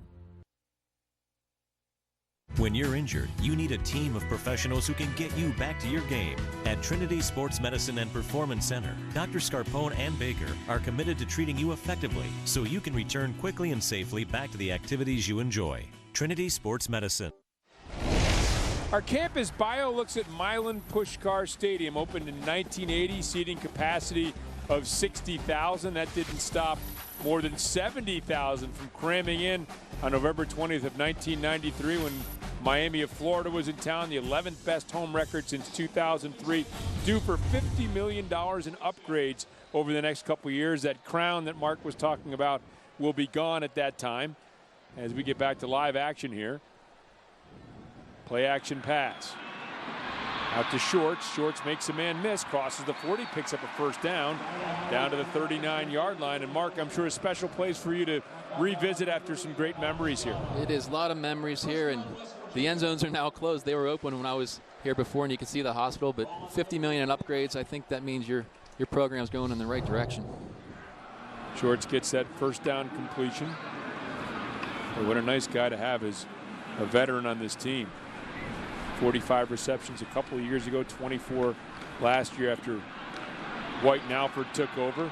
Here's a pass over the middle to Shorts again, down to the 10-yard line. Good, strong throw. A 29-yard pickup. Great throw down the field. I know he's been throwing a lot of short ones, so he goes back. It was a deep crossing pattern. Puts it, maybe a little behind him, but good enough, and I think that's going to be good for his confidence here in the second half. First and goal from the 10. Quick throw and complete and touchdown to Javon Durant. Oh, that didn't take long. 3 quick plays, 2 completions to Shorts, another to Durant, and the Mountaineers march down and add to their lead. All the running's paying off, and I think Skyler getting those short throws, as I said, getting him that confidence back, and he made the great crossing pattern and great fake there and put the ball right on the money where he had to on the goal line. Durant a touchdown last week, national recruit playing in his first game. Boy, he was sought after by pretty much every program in the country. At a Miramar High School in Florida, comes up with his second touchdown in as many weeks. Josh Lambert for the extra point. It's up. It's good. Mountaineers lead is 27-0. So Skyler Howard has been hot for the Mountaineers. His touchdown pass to Durant has put the Mountaineers up by the score of 27-0. On love, John Howard Nissan is going for the gold line during the Red Zone Savings Event. Score big with savings on our entire inventory. Get 0% for 72 months on Sentra and Ultima. Sentra, lease for just $149 a month or buy vice versa for just $12,699. Don't fumble. Catch these savings before the clock runs out. It's the Red Zone Savings Event at John Howard Nissan on the Mile Ground in Morgantown. John Howard Nissan, outdoing the other guys every day in every way. We'd like to welcome Chantel viewers in the Weston area. Thanks for watching and rooting on your West Virginia Mountaineers. All of us at Root Sports and WVU appreciate your support. A very impressive and very rapid drive. 53 yards, 52 seconds. More yards than seconds. Javon Durant with his second touchdown reception as a member of the Mountaineers. The 13th straight completion for quarterback Skyler Howard, finding Durant for that touchdown pass. And the boot will be taken by Damian King back at the 9-yard line. King cutting across the field, gets across the 20, and he's taken down as he reaches the 21-yard line. As we take a look at the dynamic duo today, again, both Durant and Gibson going over 100 yards last week in their first starts for the Mountaineers. Gibson, the sophomore, and Durant, the freshman. And again today, putting up touchdowns apiece as they did a week ago, and on their way, perhaps, to 100-yard receiving games again. Yeah, you could sense it in the end of the first half. Skyler Howard starting to feel his rhythm, and it's carried over since halftime, so it's good to see.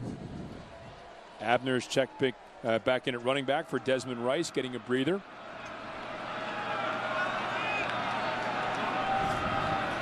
Woodrum rolling to his left, looking, throwing, complete, and that is Dante Shells, who's got it around the 32-yard line, going to be very close to a first down. Another good throw, rolling to his left. I'm sure he'd prefer to roll to the right and throw the ball a little more, but sometimes you can't pick the hash mark. The key is getting those shoulders squared when you're moving to your left like that, Mark? Yeah, they say that. You got to get your left shoulder at it, but sometimes it's tough when you're running up a hill then down a hill with, with this crown. Got to take elevation into account on a rollout like that. Woodrum gives to Abner. Abner picking his way off the right side, spinning across the 35 out to the 36. First down on a 5-yard run by Abner. Drayvon Askew Henry makes a stop for the Mountaineers. First down for the Liberty Flames. I think that's the perfect description. He's just picking his way through all game. It's not really any open lanes. He just has to pick for 5 or 6, but he's doing a great job. Well, this is a team that's wanted to run the football. Averaged 163 yards rushing last year. Had 229 in their opening victory over Delaware State, but a little tougher going here today against this Mountaineers defense. Just 66 yards rushing today. Give to Abner. Abner, 2 hands on the ball, and will squirt forward for a couple. Actually, that's Todd Macon on the cover. They carry, I beg your pardon, Kyle Rose on the stop for West Virginia. It is not a whole lot there, but you can't give up on the run. This isn't their last game of the season, and it'll be, the way things are going, a good learning experience. But you have to keep trying to run the ball. Now, it is the identity of this Turner Gill coach team. Had a breakthrough season a year ago, getting to the FCS playoffs for the first time. Play action pass. Woodrum able to get to the edge and has his man out there. And, a hurdling move by Will Johnson, the former Mountaineer, who gets down to the 46-yard line, crossing into West Virginia territory. Good move here by the transfer from West Virginia. There's a roll to the right, and he can hit him right in stride. And that's why, again, you don't give up on that run, because the quarterback putting his ball in his belly brings them up. And nice hurdle, and I'd watch doing that too many times. I've seen a lot of guys get injured. Will Johnson, a big guy, 6'6", 255 pounds, out rambling out in the open. And nice athleticism there as well. Woodrum back, looking, firing deep downfield. Has a man down there. Nice adjustment, and the grab by Shells down near the 10-yard line of West Virginia. Yeah, a ball that was underthrown by a little bit, but you do that intentionally a lot on 9 stop routes, and just a good adjustment. It's really tough play for the defensive back to come back, and that's why the quarterback, you don't want to overthrow him or throw it out of bounds. You always give him a chance, and your playmakers will do that. How often do you say you intentionally underthrew that as opposed to how often it was actually underthrown? Whenever he catches it, you intentionally get it. And when it's underthrown otherwise, it's the wind. The give to Macon. Macon finds a hole off the right side and gets down to the 7-yard line. He'll pick up about 3 or so. It's officially a 1st and goal, so that'll be 2nd and goal from the 7-yard line. Sometimes the wind comes from the right to left, and then when you switch sides of the field, it goes to the left or right when you're coming off. Swirling wind. It's amazing what happens in these stadiums.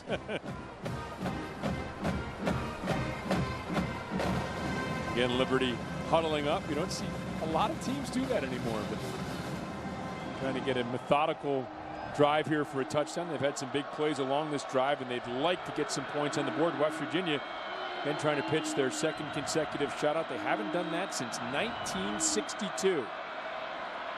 Macon spinning. Macon will avoid the shutout as he gets into the end zone. Boy, good running by Todd Macon, and the Flames are on the board.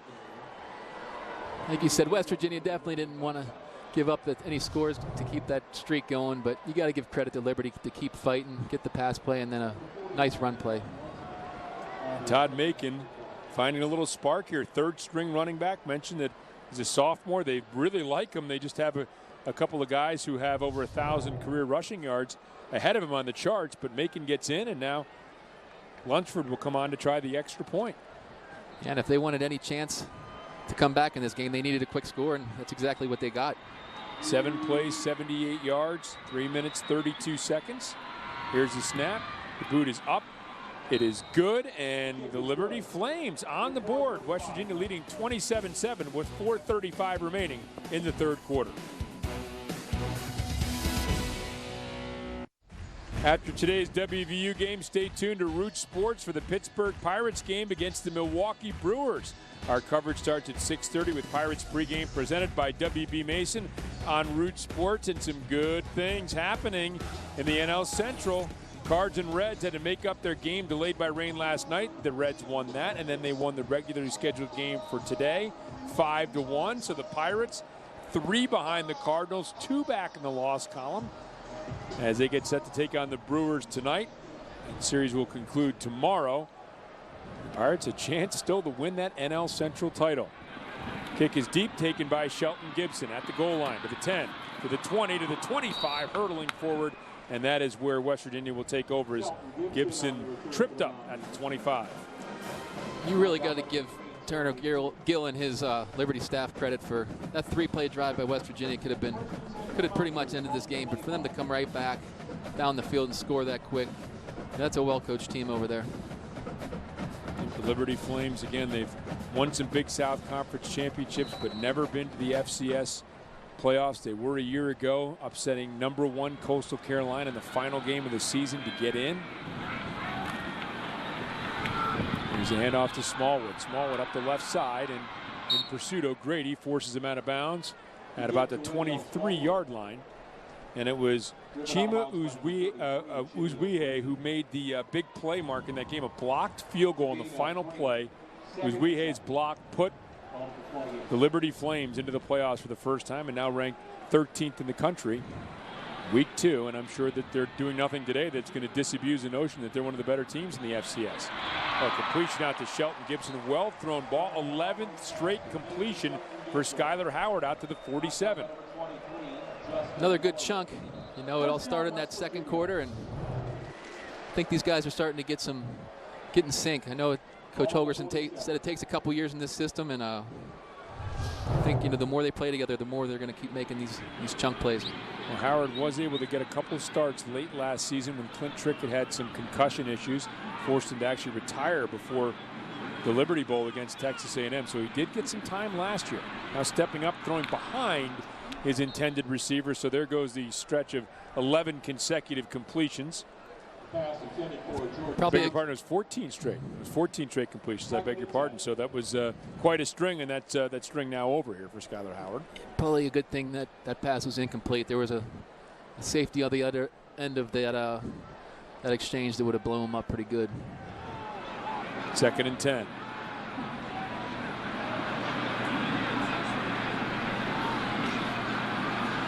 Howard will keep.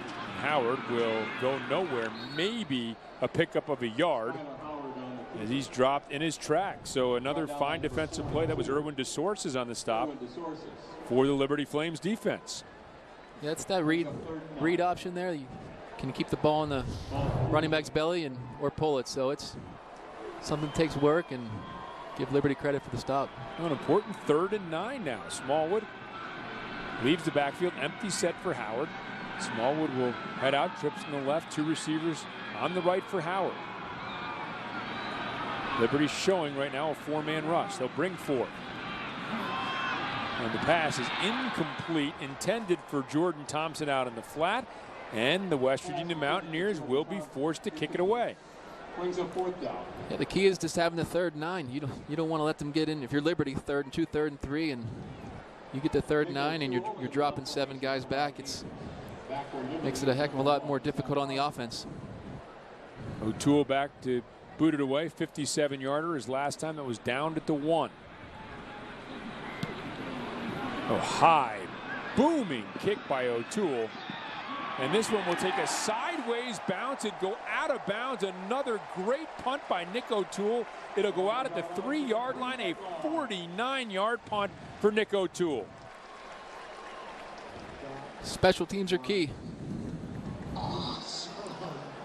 Nick O'Toole, terrific punt. And the one down by Nanakiram at the 1. And look at this. I don't know if you can plan on getting a sideways roll like this, but boy, he got one. It's just perfect. It goes out of bounds at the 3-yard line. Perfect punt. Now you're going to make Liberty go 97 yards on this West Virginia team who just gave up their first points of the season. So they're going to be sure they got an earful on the sideline. So I think they're probably going to have their ears pinned back right now. Woodrum will back up into the shotgun. Macon is his sidecar to the right. Tackle throw incomplete, intended for Dante Shells, who had a couple of big catches on that last drive for Liberty. Be a 2nd and 10. As a quarterback, when you're throwing from the end zone, your timing is sometimes off. He threw the ball a little early there because you can't take the safety. So, as a quarterback, I'm going to put that on him, but at the same time, if he takes a safety, that's unacceptable too. So it's always a little quicker. 2nd and 10. Give to Macon off the right side. Ooh, boy, Macon is almost back to the line of scrimmage here as we get a flag. That was actually Rice who checked back in, and boy, Al-Rashid Benton in there again for West Virginia. What a terrific game for the redshirt sophomore linebacker. Let's see what the flag's going to be. It looked right by the left end. Holding, number 19, White on the offense. That penalty decline. Will Johnson, 3rd down. Mountaineer. Benton 7 tackles now, 2 for loss here for the Mountaineers. He is get the ball 3 yards deep in the end zone, and you got a bunch of yellow in front of you. Put your head down, just try to get back to the 2. If I'm Liberty here, I'm just trying to get 5 or 6 yards to give my punter some room. 3rd and 11. Mountaineers showing blitz. Want to be aggressive. See if they bring all that pressure they're showing. They do. All the receivers will be singled up in coverage. They do bring the pressure. Quick pass, and it is batted away. Worley and Farrow colliding around the 7, just trying to get that 5 or 6 yards. Mark, you were talking about, but Darryl Worley closing very quickly. Yeah, he's able to do that with the pressure. You bring the pressure, and I know Josh gets hit here. He has to get rid of the ball quick. And the defensive backs, they're taught just as well that he's going to have to get rid of the ball quick, and so you can jump on it because there's no time for a double move there. Boy, he just had time to even throw that quick slant. It's catch and throw all in one motion. Trey Turner backed up with his heels almost on the out-of-bounds line. Snaps a good one. Gets out a quick kick. End over end. Going to be taken by Dillon at the 35. KJ Dillon will be dropped there, but terrific field position for the Mountaineers. They'll mark it at the 34-yard line of the Liberty Flames. Yeah, and you could give credit back to West Virginia special teams for putting them back on the 3-yard line. And like I said, after giving up their first points of the year, they I didn't see them blowing that anymore. Right, and Nick O'Toole, again, like you said, pinning him deep there. That ball bounces into the end zone, maybe a different set of plays called by Liberty. They had a little momentum going. They score the touchdown. They get the stop. And now because of that punt, excellent field position for the Mountaineers and a chance to get on the board again. Howard back, looking. Nobody open. He'll roll back to his right, looking downfield. And now we'll tuck it and get inside the 30 down to about the 29-yard line. So nice job by Skylar Howard. Nobody open downfield, able to pick up 5 yards. That'll be a 2nd and 5. Will Brown chased him out of bounds for the Liberty Flames. A good job there by Skylar Howard. The safety stayed deep, stayed home, and there was nothing there. Liberty showing a little pressure up the middle. Howard will keep. Howard will be wrestled down. No gain. It is Nick Newman. Fine and talented junior linebacker. 6'4", 210. Nick Newman showing some speed and stops Howard for no gain in the play. This quarterback option play, they've done a great job at Liberty all day. I think the most they've gotten is 3 or 4 yards. And again, I think it's just to set up future opponents. Yeah, we saw the one on the quarterback draw, the one long gain by Howard, and that was a quarterback draw. That wasn't that option you're talking about. Pass over the middle. Oh, beautiful throw and catch. Shorts on the other end, down to the 10-yard line, delivered right on the money by Howard. 19-yard pickup. Great throw. Looks like the same route as 2 series ago when he put it on the money. Perfect throw. That's right where a receiver likes it. Howard quickly out to Durant. Durant scoots up the sideline, out of bounds at the 5-yard line. And also, I think we can credit this West Virginia offensive line. They had the early sack by Uzue early in the game, and since then Uzue was one of the best defensive linemen in FCS, and nobody else. They really haven't gotten a whole lot of pressure on Skylar Howard. No, they haven't. I think, they probably know his reputation coming in, and we're a little bit juiced up, but they've calmed down, and I think these little quick passes too, they kind of see a lot of hands on hips right now for Liberty. I think they're getting a little gassed here with so much time on the field in the second half. 2nd and goal. Durant in motion. Fake. Open. Wide open. It's Elijah Wellman on the 5-yard touchdown reception. And Wellman, his first career touchdown reception. The Huntington, West Virginia native puts his team up by the score of 33-7. There's where the runs pay off. You get 2-3 yards and fans get restless, but he put the ball in the sweep and then the running back's belly and wide open for a touchdown. It's got to be a thrill for Elijah Wellman, growing up in the state of West Virginia, playing for his state's university, and coming up with a touchdown there. Lambert, the extra point is up. It's good, and West Virginia has pulled away now 34-7 with 32 seconds left in the 3rd quarter. One more look here. Mark, what are you seeing? Yeah, here's the touchdown again. Here comes the end. Coming down the line right there, both of them. Everyone goes there inside thinking it's going to be a run since they're inside the 5, and he sneaks out there wide open in the flat. Just the way you design it. Doesn't always happen that way, but you love it on Sundays when you look at the film and it comes out the way you planned.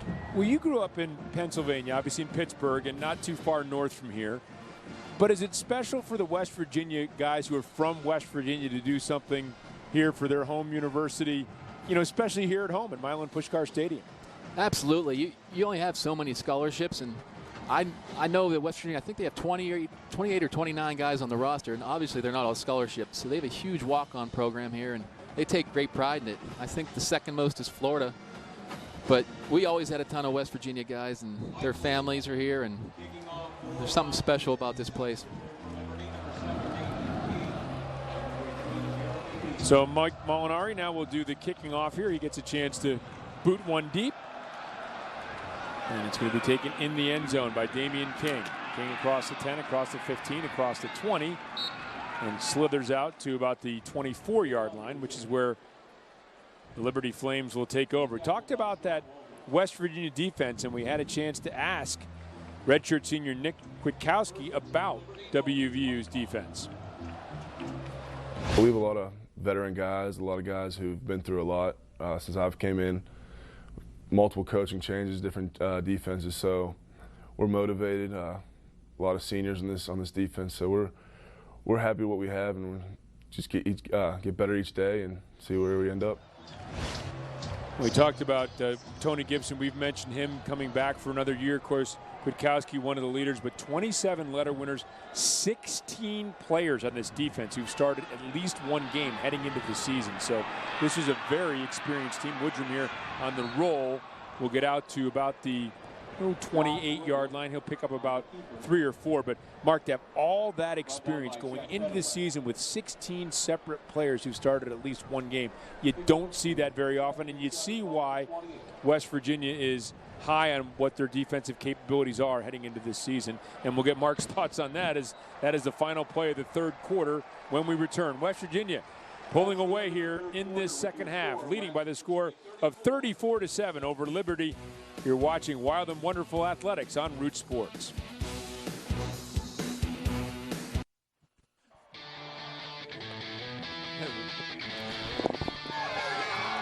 At Milan Puskar Stadium, Liberty Flames have been a very game opponent for West Virginia, but the Mountaineers beginning to pull away. They lead 34-7 as we're getting set to start the fourth quarter of play. Been another fine defensive, hard-hitting effort for the Mountaineers. A little bit of luck maybe, and a lot of offense as well, as the Mountaineers have a comfortable 34-7 lead. A lot of push-ups. I bet you Shane Lyons likes to see a lot of push-ups. You like to see a lot of push-ups? I love push-ups.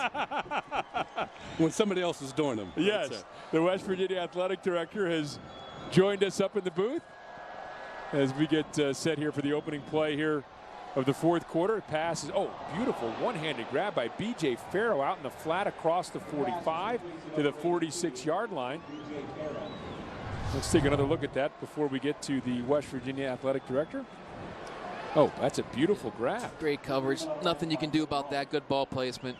Great catch. So we're here with the Director of Athletics for West Virginia University. Mark, Mr. Lyons would make a nice target out in the flat, wouldn't he? It's a heck of a lot bigger than me. Between him and Coach Huggins, we could put a couple of D linemen. A couple tight ends there. There's a play-action pass. The rollout here by Woodrum and a nice completion along the far sideline to Dante Shells. And Shane, first of all, as a West Virginia guy, what does it mean for you to come back to this university and be the athletic director? Well, it's, obviously a great state and great tradition in this football program as well as our other athletic programs. So it's great to be back in my home state and in my alma mater and serving as the athletic director. Now, you were at Alabama before. You've worked for the NCAA. You've worked for conferences. How have all those experiences gotten you ready for this job and the challenges that are in front of you here? Well, I think each job has its challenges, as you stated, Rob. And, I think the thing about understanding the national issues as well as the issues that you face on campus each and every day. So, it's great to be back on campus. That's one thing I missed when I was at the conference level and national level. So it's good to be back on campus. We hear about the renovations going on here, $50 million renovations to Milan Puskar Stadium. First of all, can you tell us a little bit about what you're going to be doing here? Yeah, there's going to be a lot of changes in the next couple of years in the facility, and a lot of it has to do with the concourse level from a fan amenity standpoint of widening the concourses, concession stands, additional restrooms, and we'll also be redoing the field next year, actually right after this season, have new turf, take the crown out. So a lot of things happen here in the next 18 months. So the penalty there and a first down for the Liberty Flames, the 33-yard line of West Virginia. Mountaineers showing pressure. They give to Macon off the left side, and Macon will get down to about the 30, a pickup of about 3 yards in that first down run. And the team room that you made renovations to, and I think we're going to show a little bit of video of this. Tell us about this. Well, that just opened here in March, and that was under construction when I started. But what a great facility. That's something special for our student athletes. Helps from a coaching standpoint, obviously from a recruiting standpoint. And there'll be other things done from the facility for our student athletes here in the near future as well. And obviously the move to the Big 12 Conference has been exciting for West Virginia. I'm sure some challenges as well, but with travel and other things. But certainly the excitement level, I would think, around the university and the athletics department is pretty palpable when you join a conference like the Big 12. It is, and our fans have really embraced the Big 12, and it's a great conference and a great place to call home right now, and we really have enjoyed. There's some obstacles with some of the travel issues, but from a competition level, it's a great conference to be associated with. 3rd and 12. Desmond Rice is the sidecar to Josh Woodrum. Mountaineers trying to come up with a stop defensively. Woodrum will float one, and it is going to be too tall for B.J. Farrow. Incomplete. Decision time here for Turner Gill as he gets set to make that decision. Looking forward to some of the non-conference teams you've scheduled in football, and I know a lot of people in this area, certainly the people up in Pittsburgh and in West Virginia, very excited to see Pitt back on that schedule for a 4-year stretch beginning in 2022. Yeah, it's exciting. I'm glad to get that done, and it was something when I came in and took the job, it was going to be a priority because I knew what it meant to Mountaineer fans to have Pitt back on the schedule. That's 104 years that we played that football game. That's really what made college football, and there's a lot of other rivalries that don't happen now because of conference realignment, and to get that back, it's been very thrilling. Lunsford's field goal is it's neither good nor bad because it didn't happen, even though you may have seen it happen because there's a flag before the play. So let's get the call. It's going to be a re-kick. Now he's missed 3 field goals in the game already. Let's see what the call is going to be here. Prior to the snap, delay game, Liberty. 5-yard penalty will remain 4th down. So he's missed from 46, from 52, from 31. This will be a 49-yarder. So I know a lot of fans excited about that, not just here in West Virginia, but Pittsburgh as well. The fans from both sides want to see this game happen. You're talking 70 miles apart, and not to have that game just did not make a lot of sense to me. And Scott Barnes is, I think coming in as athletic director felt the same, and to get that back on a 4-year deal is something that was pretty special. And here's the kick, and it is good for John Lunsford, so he's able to bang one in to cut the lead to 34-10.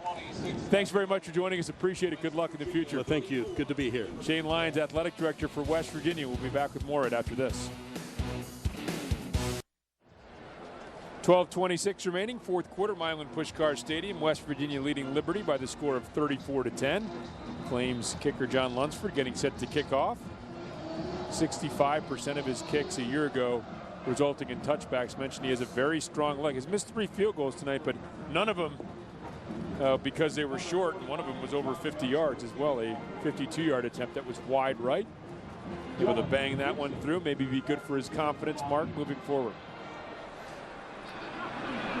Lunsford sends this one deep into the end zone, and the Mountaineers will let it go, and it'll take over at the 25-yard line. Skyler Howard, strong performance here, Mark. 21 of 26 at one point, 14 straight completions, and 68 yards rushing as well.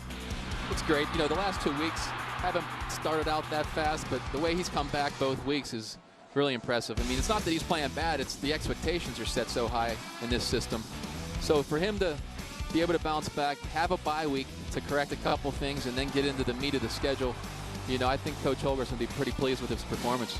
21 of 26, 263 yards, 3 touchdowns. Again, no interceptions, and he is off on the sidelines as William Crest Jr. has checked into the game. And he will drop one out over the flat, picked up by Wendell Smallwood. Boy, a crushing block down the field as well by Stone Underwood, who is checked in at the center position.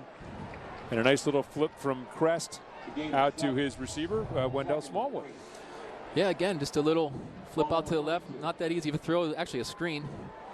Nice crackback block there, and I know the Liberty defender, he'll remember that one.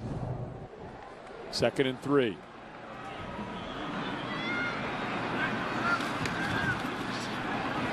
And the throw out into the flat is complete, but wasn't able to really get it where Jennings could do much with it. He stumbles forward, maybe picks up a yard. Mountaineers very high on William Crest Jr., the redshirt freshman who came in last week at 4 carries for 24 yards, just completed his first collegiate pass. That's a long throw, that left hash all the way over there, and quarterback's job is to get it to the receiver as quick as he can and get a pretty good rhythm there. 3rd and short.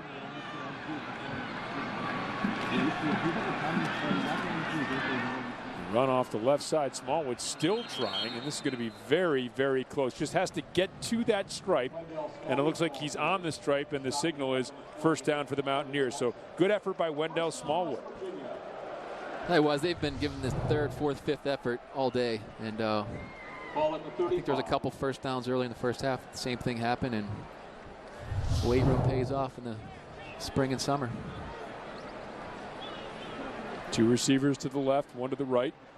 Smallwood remains in the backfield behind William Crest Jr.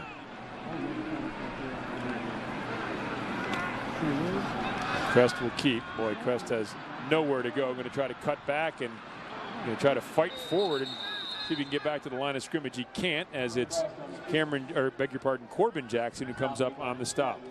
Yeah, he pulled the ball and stumbled a little bit, and I think once he stumbled, those guys were going to get him. And after the third, fourth guy hit him, you want to tell a quarterback, go down, because all those helmets coming in can hurt you or knock the ball loose, and that's the last thing they want right now is a turnover.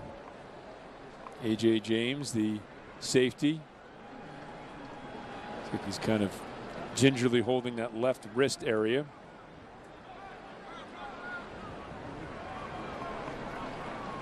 James will go ahead towards the sideline. The third leading tackler in the game for Liberty with 5 tackles. Fourth leading tackler, I beg your pardon. Corbin Jackson leading the way. He has 7 tackles, 2 of them for losses for the Liberty Flames in this game. After a loss in the play, 2nd and 11.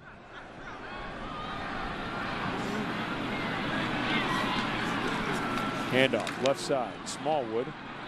Will cross the 35, get it out to about the 37, where it's going to bring up a 3rd and long. This is what you want if you're Coach Holgerson, is to get a comfortable lead in the fourth quarter where you can play your young guys, because just getting them any experience during the season is tough. So I think he's happy to get some of these guys in here right now.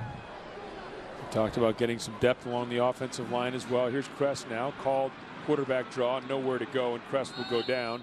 He picks up a yard before he is stopped, and so it'll be a punting situation. Who's Weehay on the stop for the Liberty Flames.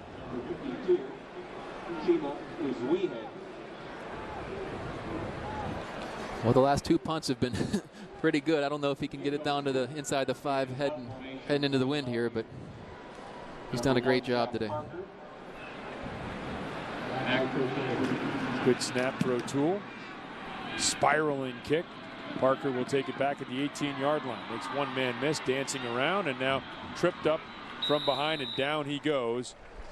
He maybe danced forward for about a yard in that return before Hidari Christian made the stop. Mountaineers up 34-10. Get the inside scoop on every WVU football game with Mountaineer Game Day on Root Sports. Tune in Saturdays to preview the Mountaineers' upcoming game and get an in-depth look at their 2015 season. It's all a part of Wild and Wonderful Sports, and it kicks off Saturdays at 11 on Root Sports. There's head coach Dana Holgerson. And I'm not sure he's going to be particularly pleased, Mark, with this game. No, he said they were playing average at halftime, and they started really fast in the third quarter, and I just think these points are kind of getting under his skin, because he probably wanted to play a lot more guys, and now he's got to keep some people in that he didn't want to. But on the flip side for Liberty, you know, you hate the cliche, this is something to build on, but when you're playing a Division I team and, you know, they're getting ready to play in Montana next week, this is something to build on for those kids, and it gives them confidence that, hey, I should be here playing. Yeah, it's a big game against Montana, one of the top teams in FCS. They just knocked off 4-time defending champion North Dakota State in week 1. Turner Gill's team will take them on down in Lynchburg, Virginia next week.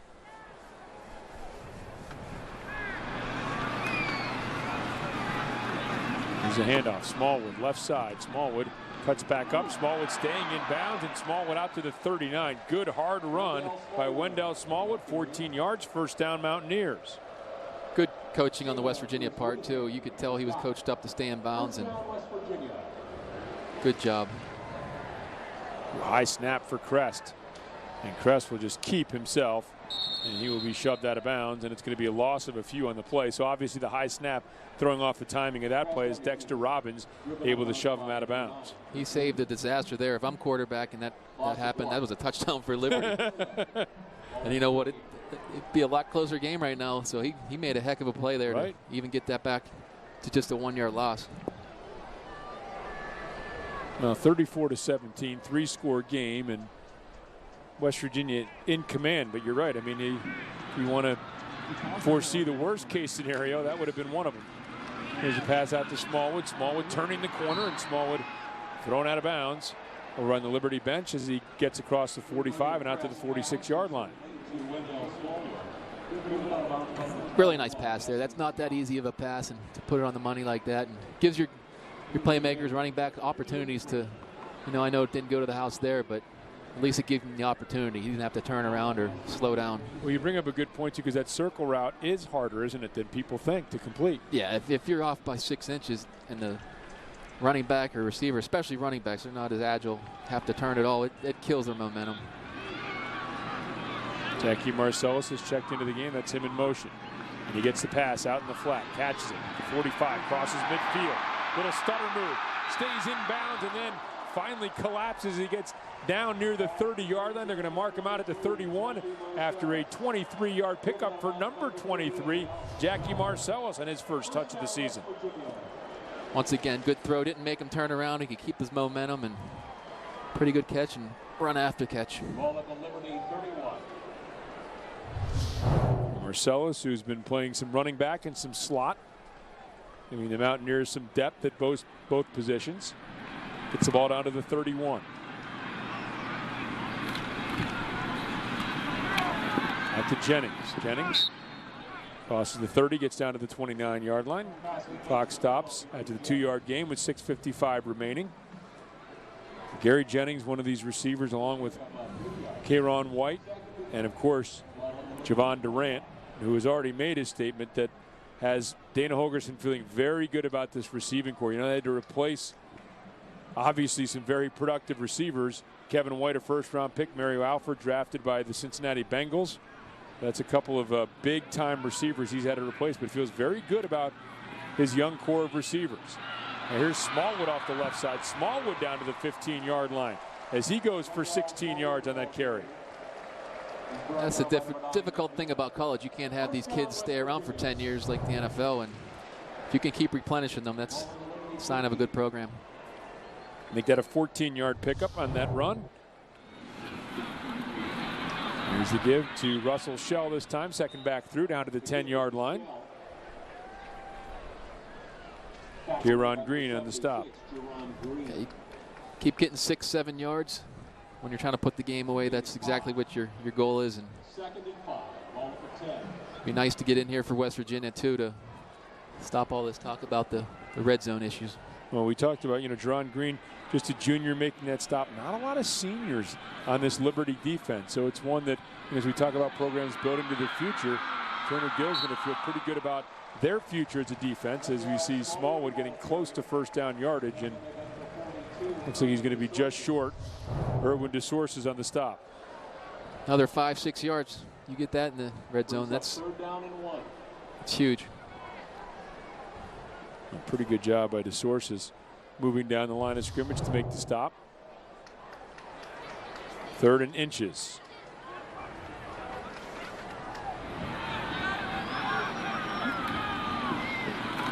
Give to Russell Shell, and Shell will cross the 5, get down to the 4, and pick up the first down. Nice methodical drive here by the Mountaineers. It's nice to have a Russell Shell out there for a crest to just hand it to him, get the yard. You know he's going to get it. Finish this drive off. And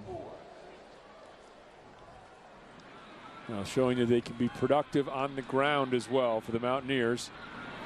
Split back, Smallwood and Shell.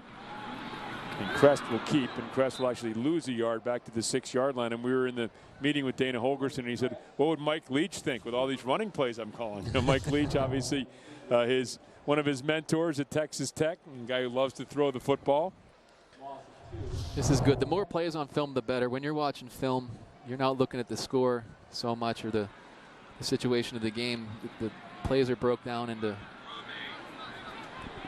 different segments, so they don't have a clue if it's the first or fourth quarter, which is good.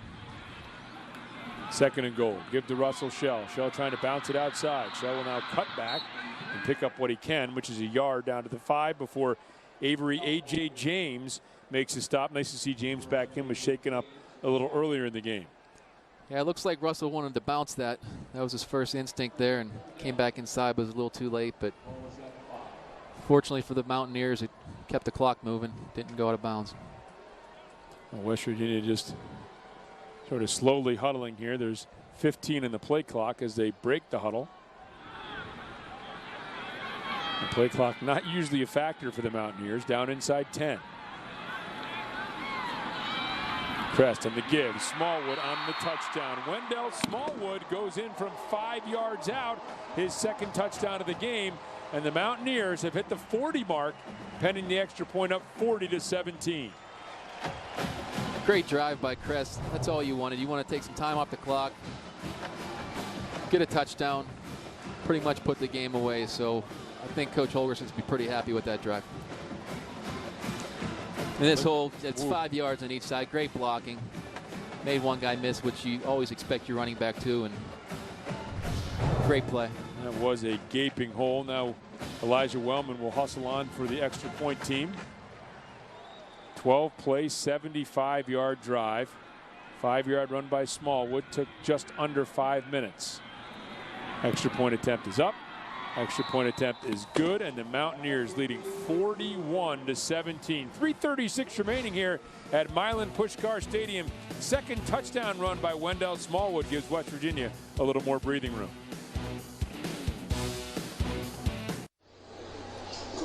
Second touchdown for Wendell Smallwood. 1 touchdown rush. Officially, remember, he fumbled that ball and recovered it in the end zone. So officially, fumble recovery for touchdown for Smallwood. So, and 2 touchdowns 2 different ways. Get one receiving, maybe on a return. You know, right, Mark? I remember everyone talks about Mary Lemieux's 5 goals, 5 different ways. How many different ways can you score a touchdown, I guess? That might be a new record. I'm sure he'd want the rushing touchdown, though. I would think so. Damian King gets his return and spins out of 1 tackle, gets out to the 25-yard line. 22-yard return for Damian King. As we take a look at West Virginia's upcoming schedule, looks like they're going to improve to 2-0 here. They will host Maryland next week. Boy, the Terrapins shocked by Bowling Green today. And then October. This is the portion of the schedule everybody's talking about. They have number 19. They have Oklahoma State, number 19, another team that's also getting votes. And then to finish things off, number 4 Baylor and number 3 TCU. And all those 3 of those 4 games coming on the road. So all those games in the Big 12 Conference are going to be big, big challenges for the Mountaineers. They would love to be going into that stretch with a 3-0 record. As we see Macon off the left side, dragged down from behind. Nice tackle by Xavier Preston. Yeah, like you said, Rob, 3 of the 4 on the road. That's brutal, but guess what? You know, if you're in the Big 12, you're going to have to play every team regardless. So it's just a matter of when, not if. Yeah, the conference so strong right now. Stefan Masha, very promising sophomore, has checked into the game at the quarterback position for the Liberty Flames. Masha, a guy who had to start a couple games for him last year when Woodrum was injured. Gives on the handoff to Macon, and that's a combination that Liberty Flames fans are going to be seeing in the upcoming years when Woodrum moves on with graduation. Kyle Rose in the stop. Abner and Desmond Rice as well. Both of those guys seniors, so you're going to be seeing a lot of that combination. Macon and Masha, a couple of guys that Turner Gill and his staff are pretty excited about moving forward. 3rd and 5 here. It'd be nice to get West Virginia off the field here and get the ball back for one more drive. Masha directing traffic. His 3rd down play. Mountaineers bringing pressure. And boy, pretty nice throw. It appeared into and out of the hands of his intended receiver, Cannon Smith. And that'll bring up a 4th down in a punting situation. Tony Gibson sticking with his blitzes. You know, he's not slowing down, and I think he wants to get these younger guys this game experience and let them blitz and not change anything. Well, that's another thing, too, because you know, on the one hand, you don't want to be running things up, and they're obviously not doing anything like that here. But also, you want to make sure that guys are accustomed to playing the way you want to play, right? Sure, you never know what point of the season you're going to have these young guys step in. This is Gary Jennings back in the punt return, and Jennings, a nice spinning move, gets out to the 41 as a couple of flags fly in late. So we've seen K.J. Dillon back there, and now Gary Jennings even a chance on punt return to get a different look at some guys. It's been a positive for them, too. I think, they're going to take a lot out from this game positive-wise, but punt returns were an issue, and I think they can put that to rest for the time being. During the return, blocking the back, number 44 on the receiving team. 10-yard penalty from the spot of certainly first down. Certainly don't want the penalty. I was talking more about the reception of the punt. So it's going to be marched off back to about the 31-yard line, which is where the Mountaineers will take over. A minute 58 remaining. Kayron White has the helmet on. Long hair flowing out of the back, just like older brother Kevin. Dana Holgerson's team should be able to cruise to victory from here. And the give to Thomas Williams, the running back who's checked in. Dante Thomas Williams, redshirt freshman. Another guy who was highly recruited coming in, having to wait his turn behind some experienced runners. Ran for 87 yards in the spring game. He's a guy that they feel very good about. Big running back, 6'1", 218-pounder. And there's Kayron White, younger brother of Kevin, who really started out fast. And then you see this a lot, freshmen kind of hitting the wall. It's just a different experience going through those 2 days at the collegiate level, isn't it? Yeah, they're not used to, 4 or 5 weeks. And on top of that, West Virginia was in school for a couple of weeks during camp. So long days to grind, and that film study and all those meetings you're going through. Is you have that in college, you have it in the pros. It's just a matter of getting your body used to it. Gary Jennings picking up that first down. Clock will stop. We want to remind everybody the Pirates pregame is coming up next here on Root Sports, leading you up to the Pirates and Brewers. Man, the Cardinals losing that suspended game against the Reds from last night, with rain driving that game to today. And the Cardinals losing that first game against the Reds, and the Reds taking the second game. So the Pirates a chance to move to within 2.5 of the first-place Cardinals if they can beat the Brewers tonight. Crest is in trouble. Crest, boy, stayed on his feet somehow, some way, but then ducks out of bounds at the 28-yard line. A little glimpse of the athleticism that has, this fan base for the Mountaineers enticed with William Crest's potential.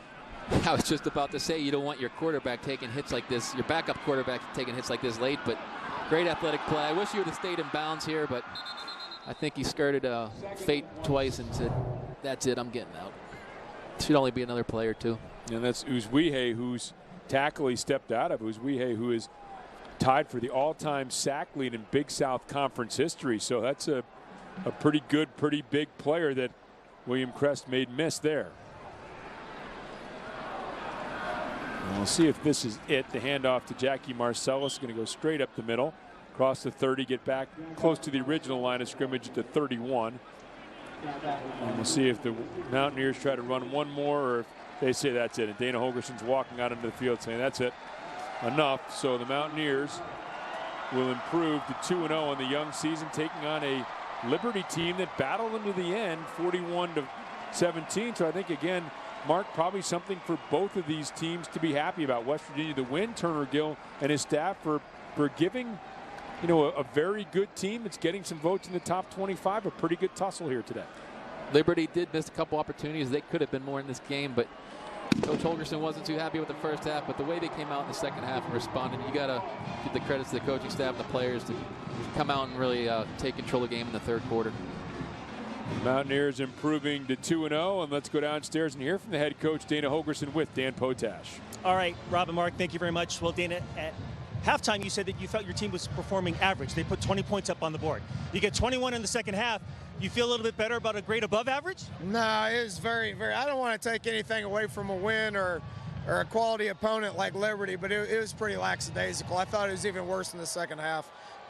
It'd be good for us. We'll give a lot of things that we can work on, try to improve for got a bye week, and then we got our final non-conference game after that. Skyler did seem to find some consistency as far as running the offense and maybe throwing the ball in that second half. Did you feel the same? And maybe working with some different receivers will take some time to gel? Yeah, there's no question. It's going to take time from a timing point of view. But I was very happy with Skyler. The one thing that I graded him really hard last time is his completion percentage. And I thought he did a good job of putting the ball in play today.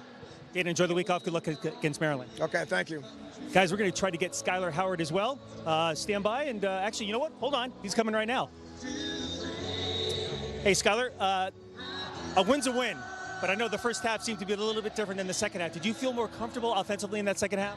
Yeah, once we're able to go in the locker room and really gather everything, we've seen looks and make adjustments. It's always easier to come out in the second half and make those adjustments and execute them. 2 games in the books, but you have some new faces on offense. For example, Kevin White now in the National Football League. Will it take some time for you to get comfortable with some of these guys as far as throwing the ball? Yeah, I think it's better already from game 1 to game 2. I think we've built that chemistry, throughout the summer, but it's just a continued process, and I'm feeling really good about those guys. I trust those guys.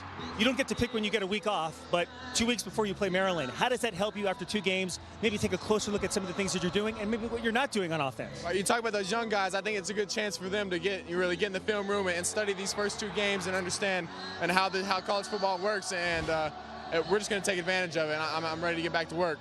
Skyler, thanks for the time. Thank you. All right, guys, that's it from the field. Back upstairs to you. Dan, thanks very much. So 68 yards rushing, 21 of 26, 263 yards for the quarterback for the Mountaineers, Skyler Howard, as they win here 41-17.